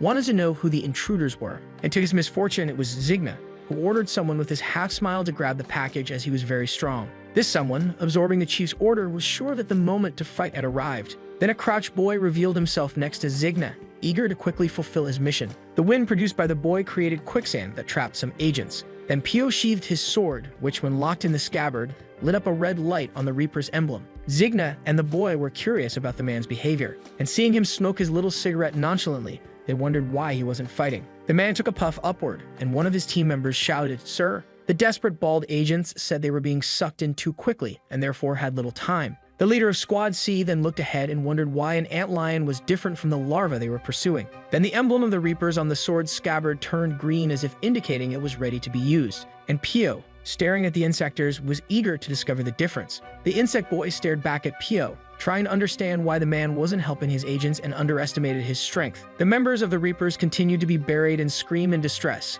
until Zigna raised his eyebrows in astonishment, and Pio made a movement with the sword, revealing that the weapon was also a rifle. The leader of Squad C aimed at the insectors, who didn't understand the sword's new function, and when Zigna warned the boy to be careful, a burst of electricity struck the boy's head. The boy began to thrash about from the high voltage of the attack, and Zigna, furious, let his water spider form show. The leader of the Reapers advanced toward the enemies with the weapon in hand and unleashed another electric discharge toward the insectors, but Zigna blocked the attack, this time with his powerful flaming blade. But something the insector didn't expect happened. Zigna couldn't deflect that discharge, and thus felt the high voltage coursing through his body as well. The agents noticed that the ground was stopping sucking them in after their leader's assaults, and saw Pio running over the hostile ground, informing that the insectors were there for the larva, so he ordered them to recover it at any cost. Pio and Zigna were face to face, and their blades clashed as they began a high-caliber duel. The Reaper praised Zigna's flaming sword, and thus they dueled, but the insector wasn't in the mood for jokes. And pulling his other sword from his back, he suggested that the man not boast just because he had a few cheap tricks. Zigna then demonstrated that he also had his own tricks for Pio to deal with, and he delivered a sideways strike with his blade that left an orange trail until it clashed again with the Reaper's sword. Pio tried to contain the attack, but the strength of that insector was impressive, and he felt that his arms wouldn't be able to resist for much longer, perhaps due to a lack of breath from the little cigarette, right? But then he showed another trick and inhaled as much smoke as his lungs could handle, and he blew a puff of smoke in Zigna's face, which looked like a fog machine for killing mosquitoes. I think that's rude, but it was fair game there. Zigna felt the smoke in his nostrils as if it were a poisonous insecticide gas. He made quick movements with his blades to dissipate the heavy air. The smoke began to clear, and the insects started to cough to expel any particles he had inhaled. But then he realized that his opponent had vanished from in front of him. He was caught off guard from the left flank by a frontal attack from Pio, who wielded his electrified sword. Zigna glared at the Reaper and insulted him as arrogant while the shock coursed through his body. But Pio was determined to take the member of the insect court along with the larva on his mission, until he felt something strange beneath his foot. He jumped back as the ground projected upward like a thorn to attack him unawares. Then 5 glowing eyes began to emerge from the ground as if it were a sand kraken full of tentacles. But the agents of Squad C blocked the creature's advance with their weapons drawn. It was then that a red arrow shot up from the sand and struck one of the agents suddenly, leaving him no chance to defend himself. Pio watched that spear pierce the man's body and open up with sharp fangs. It then lifted the agent's body into the air and swallowed him whole beneath the earth. Then the Reapers of Squad C noticed that the ground was starting to suck them back in, and Zigna wondered if his partner had stopped pretending to be dead. The creature emerged from the ground with his broken helmet, complaining. It asked who the four-eyed one was while revealing itself as Mercer, the antlion larva of the insect court. Mercer told Zigna that they were running out of time and needed to retrieve the larva of Suyan, who was also buried. So Zigna sheathed his swords on his back and ordered them to return to the club. Pio heard Zigna mention the club and wondered what he was referring to. Meanwhile, the agents shouted that the enemies were trying to escape. Then the leader of Squad C brandished his sword rifle, aiming at the insects.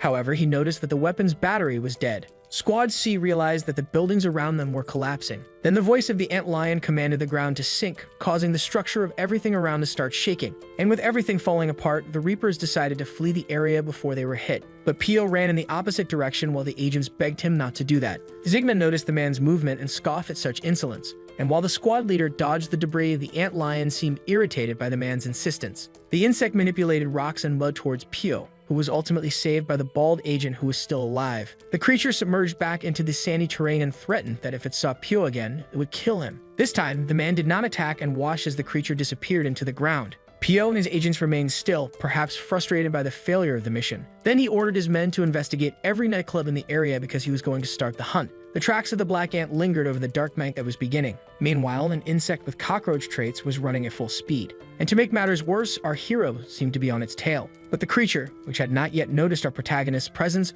was startled when it looked back, and saw the imposing figure that was usually called the relative killer. The insect, appearing desperate, begged Mizong to stop following it, until it noticed some ants walking across its face. The black ant was in front of it, ready to execute another celebration. But something caught our protagonist's attention even before he could give the order, and the cockroach insect looked back and saw that another ant was slowly approaching. Incredulous, it questioned the presence of 2 relative killers, but it had no time to get an answer as it lay on the ground, and the duo of ants faced each other in the stillness of the night. Another calm day at school after another insect incident, and Arajo was deep in thought, sitting at her desk. At another table, there was a posthumous tribute to Su Yang, but some students did not consider him deserving and thus wrote monster beneath his name. And Su Yang's friend, who took a punch from Sejin, was more concerned about the tooth he lost on the day of the commotion. On the other hand, Arajo and Yujin remained silent, standing in their places listening to the other girls gossip until one called Sejin a monster. And suddenly, the girls heard someone deny the information as retaliation. Arajo had stood up and came to her friend's defense, emphasizing that Sejin was not a monster. Yujin's eyes widened as she observed the girl's attitude and concluded that she was bolder than she thought. Then Arajo returned to her place amidst the murmurs of the students behind her. Yujin felt worried and asked if everything was okay with Era, who replied curtly, yes. Arajo was still confused about what had happened and decided to ask Yujin if her friend had really turned into a monster. Then Yujin replied that Sejin hadn't harmed anyone else besides Su Yang and expressed her opinion that she wasn't a monster. Arajo twisted her lips and, even understanding Yujin's point of view, confessed that she had been terrified. She looked at Yujin for the first time and, with tears in her eyes, commented that when she heard the screams, she could have looked out the classroom window but felt she didn't have the strength to do so. Then she vented that she was really very scared and couldn't contain the pain growing inside her. The idea of seeing her friend as an insector broke her heart, and Yujin, observing the girl's lament, tried to say that everything was okay. And looking in the direction of Misang's desk, she was sure they could work through the situation. Meanwhile, in the construction building, the black ant devoured the insector cockroach it had taken down. But this time, the ants didn't discard their suits to feed, and each attack against the cockroach was made with an unusual veracity. Our protagonist waited for his sister's meal from afar, and while watching them do their work, he commented to himself that after consuming the larva, the ants had multiplied. He leaned against the wall and noticed that there was no way to contain them. Then, looking at the ants centered in the helmet of his suit replica, he had no choice after several attempts but to create his own colony of ants. The replica rose, still growling with hunger, and walked towards Misong, who, appearing calm, asked if they were okay. But the suit didn't seem well-trained and tried to attack our protagonist as it became aggressive when it still felt unsatisfied. Then Misong punched the replica, which disintegrated after the boy held the leader ant he had created to command the colony trapped in a transparent globe. He watched the artifact in his hand while the new sisters returned to the globe just like those that came back to his neck. But suddenly, his sense of danger was triggered, and a pair of feet stomped heavily in the area, creating a slight tremor. Misong clenched his fist and without looking back was sure that an insector was approaching. But in reality, there were three that revealed their silhouettes in front of a tunnel. And for Misong, that was the perfect opportunity to test his new powers. So he jumped from the top of the building, transforming again into a black ant, and he ran as fast as he could to confront the insectors, leaving dust behind. Until this sense of danger activated again for something that was enveloped in dense smoke in the distance. Then he stopped a little away from the tunnel, certain that one of the enemies had disappeared. The ant gathered more energy and lay in wait near the entrance where the insectors were, until he heard a possible argument inside the tunnel where one of the insectors was cursing a certain Red. And inside, the monster with a horn in the middle of its forehead, facing another defeated one, realized they had been lured into a trap. This was confirmed by the insector named Red, who intended to eliminate the accomplices. The insector, whose name was Ladybug, known as Red, explained that he needed to de-stress and therefore called the lackeys for 5 minutes of fun. Then he readied himself for battle. The other punched the ground while releasing a violet gas. And revealing himself as a rhinoceros beetle known as Bala, he said that Ladybug was very confident just because they fought together in the lawless frontier arena. The creature thrust its horn forward and charged at Red with all its might. But the Ladybug dodged and commented that the big guy was very excited. However, Bala, despite crashing against the wall, did not give up and charged at Red again with his horn. But this time, Ladybug prepared to punch, judging the beetle's strategy to be somewhat foolish. And Bala, who didn't care about the concept of strategy, invested, promising to finish off his opponent. But Red delivered a blow to the beetle's stomach that bent his body with the impact. Thus, it took only one hit for Red to defeat the rhinoceros beetle. And while his fist dripped the purple liquid coming from the insector, Red looked back and called out to the one lurking near the tunnel entrance. Then our ant revealed itself and Red invited him to join the fun. Misong began to walk into the tunnel while concentrating his power, and after a few steps, he said he was ready. A bridge rose over that tunnel where our hero was challenged by Ladybug, and the tires that circulated there hardly knew that everything was about to collapse. While the insects studied each other in the famous silence that precedes the storm, Red Ladybug commented that the opponent was a bit scary and therefore wanted to know his name, but our ant did not utter a word, and the Ladybug insisted because she liked to know the names of those she was about to annihilate. Then, without wasting time, she threw a boxer-style punch at Ant's face and asked again for his name. But suddenly she realized that her blow hit a fake helmet of the suit, which was actually a replica of the ants created by Misong. The insect stepped back to avoid a counterattack from our hero, who remained motionless, and continued to study his opponent, presuming that he was an ant. It was then that after some internal scans of her mind, she concluded it was the black ant. Then our hero spoke for the first time and with a threatening air promised that this would be the last name that Ladybug would hear in her lifetime. Red let out a satisfied laugh and charged into the attack again, commenting that she knew the name Black Ant from the beating she had given Zigna recently. The insect threw another punch, saying he was eager for the fight, and as his fist approached Ant's face, he asked the opponent to give it his best. But our protagonist was much stronger and managed to dodge all the punches with a simple movement of his head. Red, who was unsuccessful in his attacks, withdrew his blows upon realizing that Ant was analyzing his movements. However, growing angrier, he ordered Misong to take that battle seriously and attacked again, but was surprised by another perfect dodge. He widened his eyes behind the helmet when he noticed our hero's counterattack movement. The black ant acted with such speed that it was almost impossible to see his fist. Red only had time to close his boxer guard, but knew a powerful punch was coming his way. And when he thought he could dodge even with his eyes closed, he got caught and felt the impact of that cross hammer at the height of his jaw. Red staggered, and if it weren't for the armor, he would have already been on the canvas counting. But the walls of that tunnel wouldn't hold for much longer, and an unsuspecting bus was almost in the cracks forming. The ant saw his opponent kneeling as the tunnel ceiling began to make noise. But for Red, his only concern was understanding how he received that punch, even knowing he could perceive any blow from a mile away. And while noticing his helmet cracking at the point of impact, he was sure that the power of Ant was beyond his expectations. Miseong showed no sign of a guard position, and his imposing aura assured the enemy of how strong he was. Red then, realizing his inferiority against Ant, heard his opponent ask for his name, and Miseong, determined, explained that he would like to know the name of the one he was about to annihilate. Ladybug felt offended by our protagonist's words and clenched her fists because she would not give up so easily, and the Ant prepared his powerful punch to attack the enemy again. But this time the blow was stopped by a force field that Red conjured by uniting his fists. The fighters were measuring strength, and Ladybug felt she needed to use her power. So she let out a scream that invoked her reflective ray, and a force field between her and Ant gradually increased. There was an explosion, and Miseong jumped back to defend himself. The bridge above the tunnel began to crack, posing a danger to the approaching bus. And when the concrete cracked completely, the driver had difficulty swerving. Then the bus headed towards the guardrail, while the fight between the insects continued at full speed. Black Ant was battling with Red, and the bus was already almost halfway off the road. And our hero looked up, noticing the imminent accident. Trying to kill two birds with one stone, Miseong replicated his suit with the ants to maintain the fight and jumped back, which left Red somewhat indignant. The bus was falling, and the people inside were trying every way to hold on to survive. But the Ant quickly held the bus to try to prevent disaster, and he cushioned the fall of the vehicle with the strength of his body as much as he could. Miseong did everything to sustain that weight until he heard Red call him again. The insect observed our hero with his hands occupied and warned that those ants were not enough to stop him. Then he dropped the replica helmet on the ground and headed towards the original Ant. And surprisingly, he began to help Miseong support the weight of the bus, preventing it from falling. With the strength of the two working together, it was possible to place the bus on the ground without causing major harm to the civilians. People began to exit the vehicle, thanking for the help, but at the same time, they appeared frightened to realize they had been saved by insectoids. Civilians passing by kept their focus on Red and the Black Ant, who was also staring at the Ladybug, studying her movements. The insect in Red then warned the one in the black suit not to get distracted in the middle of the fight. Then, clenching his fists like a boxer, he decided that the second round was about to begin. The Ant, attentive to his opponent's movements, awaited the approach, and without difficulty, he dodged the enemy's strike with just one hand.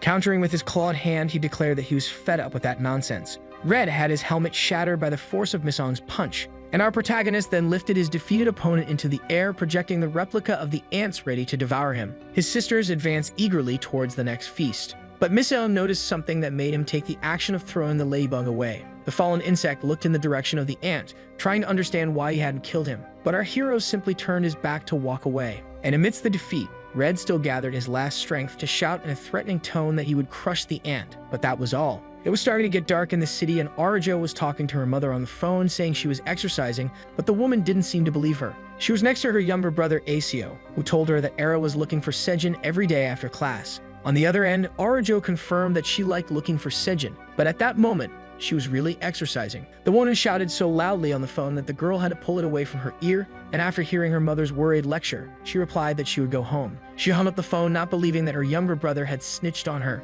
and she decided it would be better to go back home until someone asked, full of slang, what was happening. She looked back and saw a boy in a beanie who claimed to know as Sejin, but Arajo had no idea that he was the insect lion Yang Yo-chien. Then the boy, with his innocent look, asked if Sejin was her friend. Night fell quickly, and the boy led Arajo down a path surrounded by pines. She, somewhat suspicious, asked if Chien really knew where Sejin was, and the boy replied monotonously that he did. Ara wanted to know how they had met, and Chien pondered how he would lie about the answer. Then he said he was just a work friend, which made the girl curious. She wanted to know if the kid was a work colleague insect, and that left him perplexed. But the girl only wanted information about her friend, and the lion ant replied that Sejin was fine. He even mentioned the partnership they had every day with a certain mosquito. Arajo said nothing but found the mention of the mosquito strange and hoped her friend wasn't in trouble. Suddenly, she stopped in the middle of the path and informed him that she was going home because she didn't want to be a bother. And she commented that Sejin seemed to have a good friend now, but the boy scoffed at the compliment. He looked at Arajo with a dark expression and asked, "You said friend."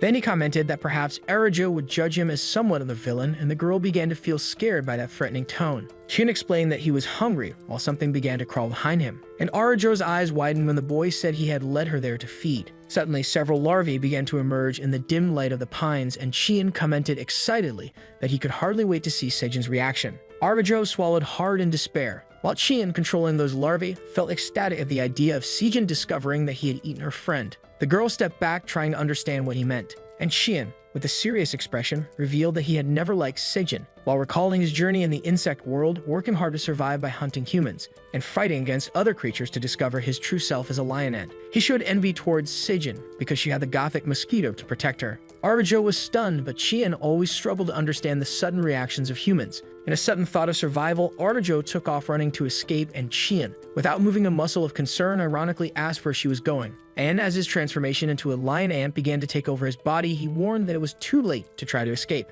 Arajo tried to scream for help, but suddenly felt her body being sucked into the ground trap of that dangerous insect. The antlion then gave the order for the feast, and the larvae advanced towards the girl who had no way to defend herself. Arajo just screamed, waiting for the first bite, but suddenly the heads of those larvae were swiftly severed, leaving Arajo momentarily relieved. For Yujin, the silk insect appeared hovering to save her. The antlion looked up curiously when he saw the insect approaching. Yujin made a spinning motion towards the monster, which barely had time to defend itself. Then Arajo felt herself being lifted by Yujin's threads. While the antlion asked who was messing up his hunt, our heroine placed the tip of her foot on her blue threads and replied that an unpleasant old man was calling her Silk while Arajo gazed at her savior. The girl felt the cords loosen around her body, and thus fell onto Silk's webs, not knowing what to do. Then the insect ordered Ara to flee from there, but the girl was frozen in place. Yojin was more specific and informed her that she needed to leave now. Arajo then thanked her and ran out of that pine forest, while Silk maintained a guard position, staring at the monster in front of her.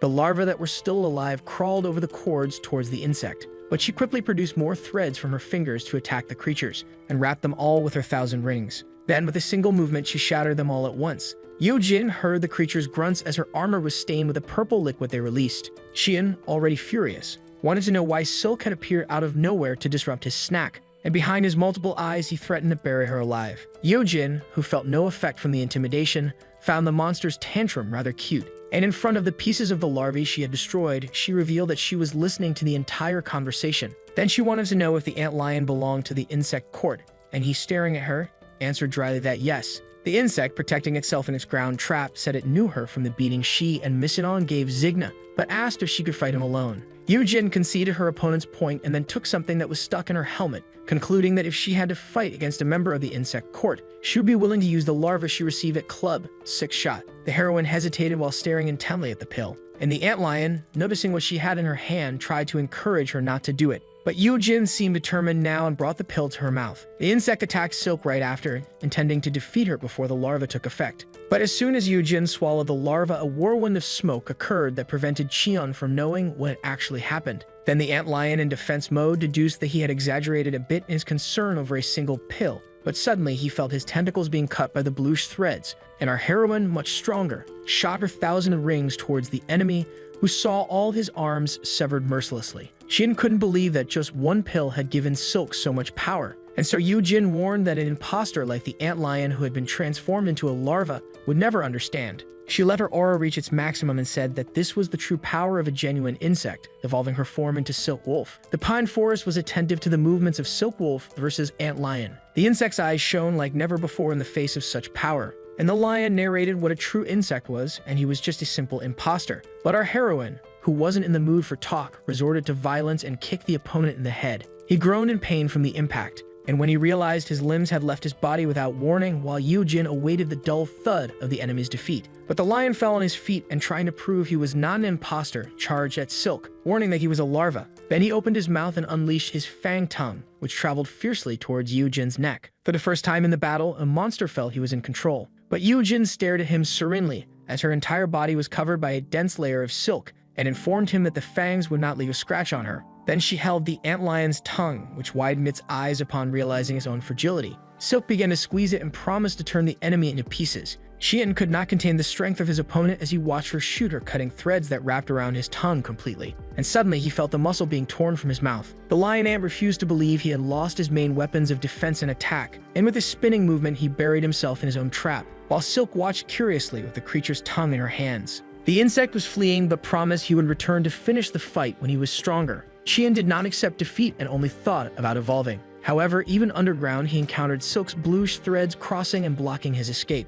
and they tightened around him until he was reduced to pieces of rock. Yujin watched the debris of that creature hoisted by her web of threads, and she looked at her own fist, almost believing in her strength. Then she clenched it, feeling satisfied that she had managed to defeat a member of the insect court. But she knew her desire for revenge was just beginning, until she heard a familiar voice behind her inviting her to another insect mating. She looked back and saw those sharp blades ready for the second round. But it wasn't the second round with the lion ant, it was Zigna, who had just clocked in, thirsty for revenge. Art Insectora faced him with concern, knowing that the water spider was strong, especially without Miss Ong's presence to help her. But Silk was more powerful now, and being attentive to the enemy's movements, she had a glimmer of hope that she could face him alone. Zigna studied the girl and said he knew her, but he was intrigued by the absence of the black ant. He shared that since the infestation of ants from the last battle, he still felt something crawling inside him and promised to kill Mizoung to rid himself of that sensation.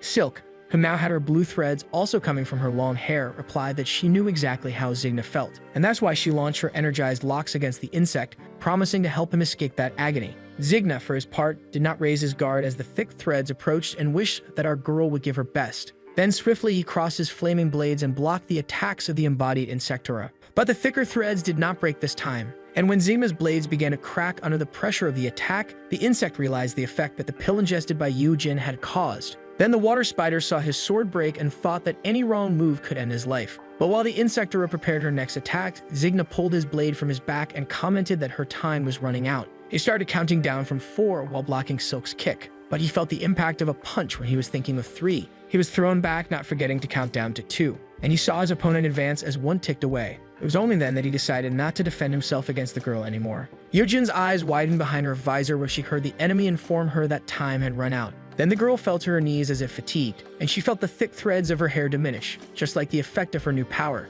Yujin realized that her wolf claws had also disappeared, ending her transformation. Then, with the insect's blade touching her neck, the girl heard Zigna explain that the effect of the pill had a time limit. However, the member of the insect court was not willing to kill her and ordered her to accompany him under custody. Meanwhile, far away in Mizoung's apartment, the boy was watching TV with his grandmother, who had a news segment about Chiang Xiang, a featherweight boxer who was the Asian champion. The old woman, attentive to the interview, commented that the young man was the pride of Korea, but Mizoung seemed to notice something strange about the athlete, who had not received a single blow from his opponent in the last title defense. And when the reporter asked how he got the bruise on his face, there was surprise at the revelation that Chaeyoung had faced an insect. Mizoung and his grandmother watched the interview with the charismatic athlete attentively until the old woman decided to change the channel. Then came another news story about insects found in the mountains, and Mizoung noticed his phone vibrating on the table. The boy picked up the device, which had a notification from Arjo asking if he was going to school the next morning. But Mizoung was still learning to control the new colony of ants, so he decided to skip class for a few days.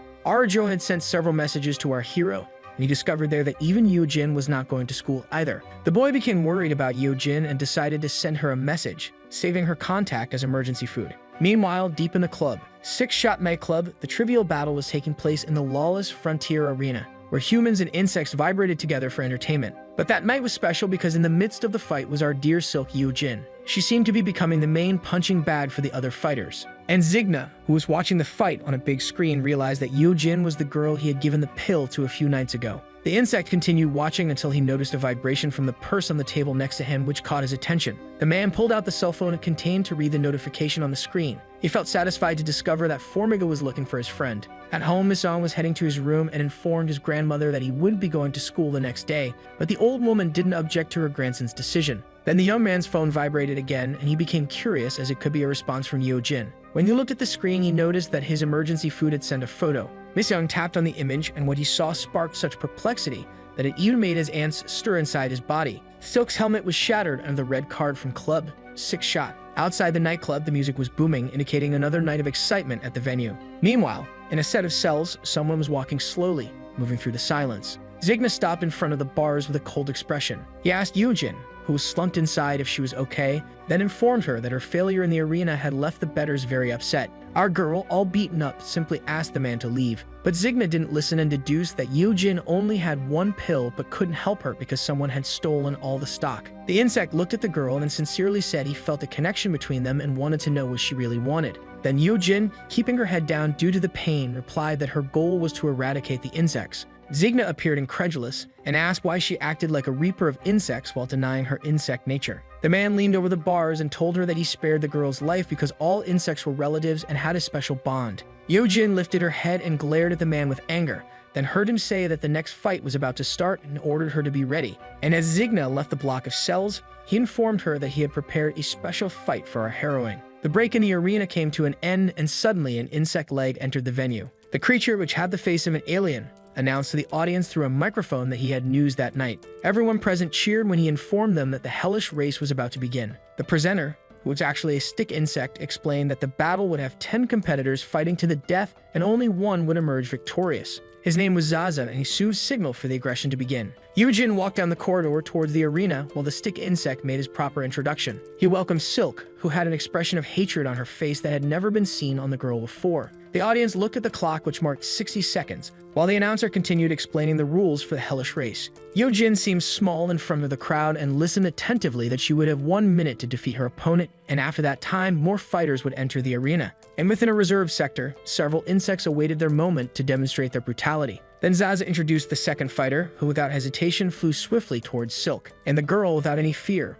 awaited the creature's approach. The cells of the other fighters were open, and Red was warming up his body with repeated punches into the air. Zigna observed the competitor and asked if he wasn't going to prepare for the fight. The ladybug stared at the boss when informed that he was the 10th to enter the arena and questioned why Zigna wanted him in that show of losers. He suggested that he be placed with the others as the star of the night, but for Zigna, that would be a shot in the foot since the fighter would quickly take out everyone. Red threw a punch towards Zigna, who didn't flinch when he noticed the fighter intentionally freeze his hand just inches from his face. The fighter seemed displeased and stated that he would like to face Zigna in the arena or even Daejin, the brute. Zigna felt his blood boil at Red's threat, especially when it came to the boss of the whole operation. He spoke, almost letting his transformation happen, that perhaps he should teach the fighter some manners, which he promptly liked. Then Zigna's phone rang, breaking the tension of that imminent power struggle. The man answered the device, and an employee informed him that they were having problems. Zigna, worried, wanted to know what was happening, and the man on the other end of the line told him that something was wrong with the VIP elevator, where a large black hole had formed in its place and the clients no longer had access. After hanging up the phone, Zigna called Red for a mission, and looking at him with a plan in mind, he warned that the fighter would face a real opponent. Meanwhile, in the arena, the presenter was impressed with Silk, who had already taken down her 4th consecutive opponent. But the girl felt fatigue and knelt down, exactly at the moment when her next opponent would be Queen Zack, an insectoid that Yojin knew well. The monstrous creature then let out her war cry, which made the entire arena tremble. And if it weren't for Silk's skill, the girl would now be crushed under the stomp of the enormous creature. Yojin screamed after escaping the attack, but she wasn't quick enough to stop Zack's hand, which hit her as if a mountain were falling on her back. Then Yojin spun in the air until she touched the ground, feeling as if her ribs had been broken. To make matters worse, another insectoid foot began to stomp in the arena.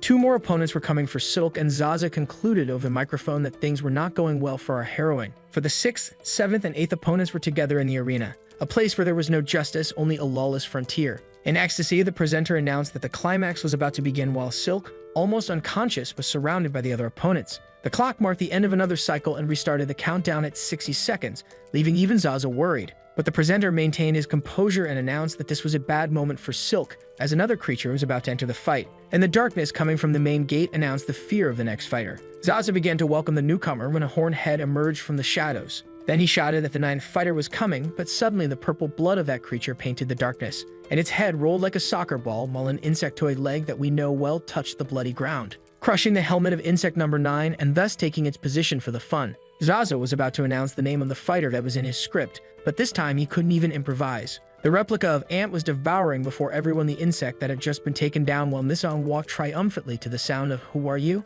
Zigna, who noticed the commotion, ran to the window and felt excited to realize that Ant had bitten his bait. Yojin, who was surrounded by the creatures, raised her torso upon seeing the silhouette of the new opponent in the distance, and even faint, she murmured hopefully the name of our hero. Zaza almost had a fit when he realized that Ant was an unauthorized fighter, and he lunged in front of Mizong, preventing his participation. But our boy told the presenter to shut up while the colony forming his helmet grew stronger. Then he pointed his arm with the helmet towards Zaza and fired without hesitation a kind of ray, which the presenter tried to block with his spinning blades. But he screamed in agony when he felt his body melting completely. Mizong interrupted the attack, and the ant head in his hand resembled a shield of noble knights from medieval times. His imposing presence was notable, as was his cutting voice that ordered just once to hand over Yojin to him. The timer marking the entry of the fighters was destroyed by Mizong, and while they ordered them to hand over Yojin, he fired another ball of lightning that shot out from the mouth of his shield helmet. The luminous sphere headed towards the fighters, who could barely move with the attack. Then it exploded one of the creatures, almost leaving Yu-Jin exposed, who protected her face.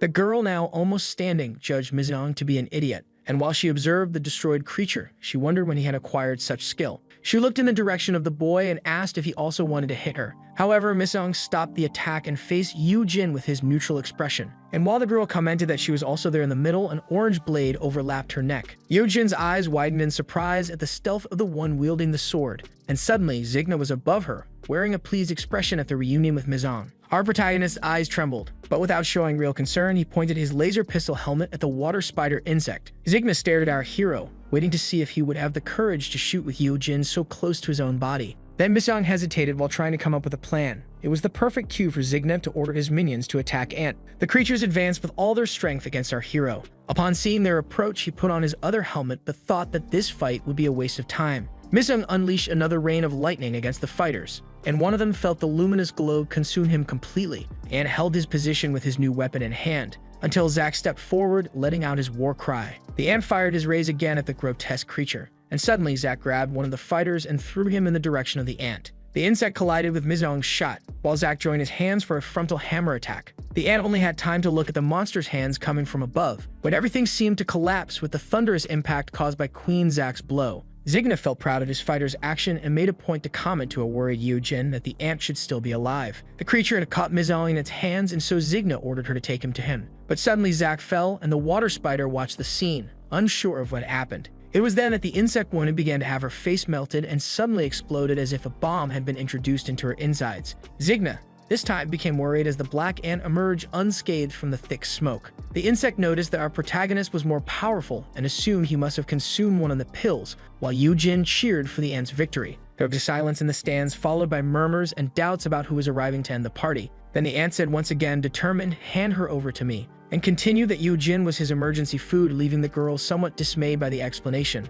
Zigna expressed a devilish look at the boy and ironically commented on how he found the ant hilarious until a voice emerged, interrupting his judgment. A rather upset human customer asked what would happen to the money since everyone was dead. Then the others supported that voice, wanting answers about their bets. Zigna felt the hatred and disgust for humans rise through his veins. But he turned to the customers and informed them that on behalf of the company, everyone would be reimbursed. Then he bellowed for them to shut up and place their bets again. The crowd was stunned, and the man who complained about the money asked if Zigna and the ant were going to fight. Mizong liked the idea and responded loudly that he would wipe out the insect court member. Then Zigna, with blood in his eyes, asked the ant to give it his best. However, he commented that our hero's opponent was behind him, and welcomed the 10th competitor as his feet revealed themselves in the arena. The ant looked to the side, facing the opponent who had arrived, greeting those present. Red entered the arena, stretching as if he were stepping into a boxing ring. The ant then asked if this was the place for the rematch, and Red confirmed, already excited about the possibility. The ladybug set her boxing guard and charged the ant with full force,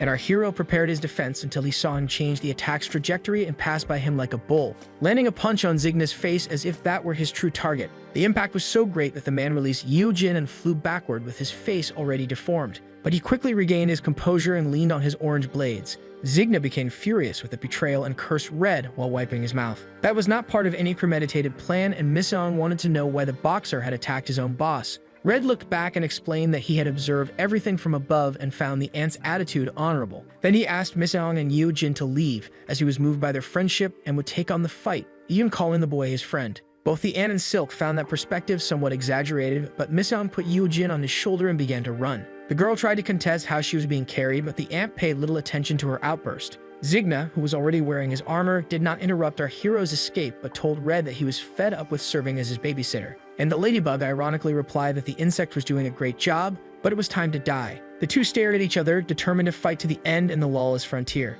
Meanwhile, in the midst of the escape, Yu-Jin asked if Mizong had also gotten the VIP card to enter the arena, but the ant replied that he had not. Then he explained that he destroyed everything right away, and the girl was left speechless by the boy's rudeness. It was when she saw the big hole that the ant had dug where the huge elevator used to be. But since she was quite exhausted, she just wanted to get out of there quickly. Mizong started to climb the place but felt some rocks hit his head, and he noticed a rapid movement of rocks coming from above. Suddenly, the hulking boss descended into the hole like a bulldozer with his fists raised. Our hero only realized it when he felt the blow to his face. The villain's hand was bigger than Mizong's face, and it took just one hit to smash his helmet completely. Yojin's eyes widened when she realized that the first impact was just because the owner of the place was claiming his rights over the vandalism. Where's the lawyer? Then he stood up in front of our protagonist and said he would have to kill him, but the most impressive thing was the size of the guy, who looked like an enraged titan. The club's bass was booming on the dance floor. Meanwhile, in the VIP area, the champagne was flowing beautifully down a dry throat. It was Daejun who was there having fun as he did every night in his pleasure refuge.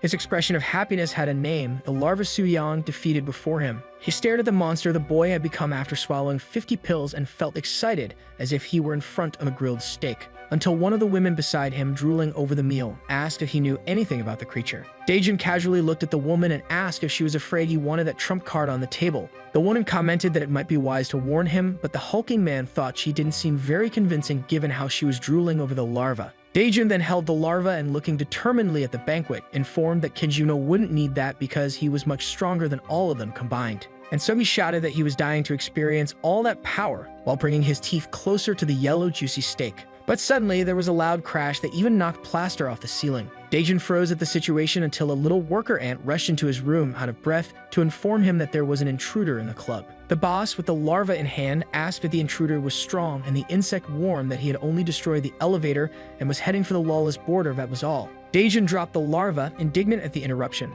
and he pointed his finger in the worker's face, questioning if he should handle the problem himself. The butler trembled at the boss's threatening tone and begged him not to harm him for his incompetence in handling the mess. Daejun poked the worker's forehead with his finger, and the insect fell without having time to feel pain. Then the boss decided he would join the party before savoring his new meal. Back in the hold, Misong was being strangled by Daejun's hand while Yujin watched in horror at the strength of that enemy. The guy had a dark, unfeeling expression that radiated through the rocks surrounding them. And seeing him lift our aunt made Yojin remember feeling such fear only in Kijuma's presence when he killed her parents. Still dazed, Misong heard the giant say he wouldn't charge for the damages caused to the elevator. But he felt another blow like a stone hitting his stomach while Daejun was genuinely enjoying himself. Stunned, the girl saw Misong pass by her side and blend into the wall behind him, all battered, and felt that it would be her turn next. However, another wind came from her shoulder, and when she looked back, she realized that Daejun ignored her and delivered a knee strike to the ant without mercy. The hulking man kicked our hero and shouted for him to react.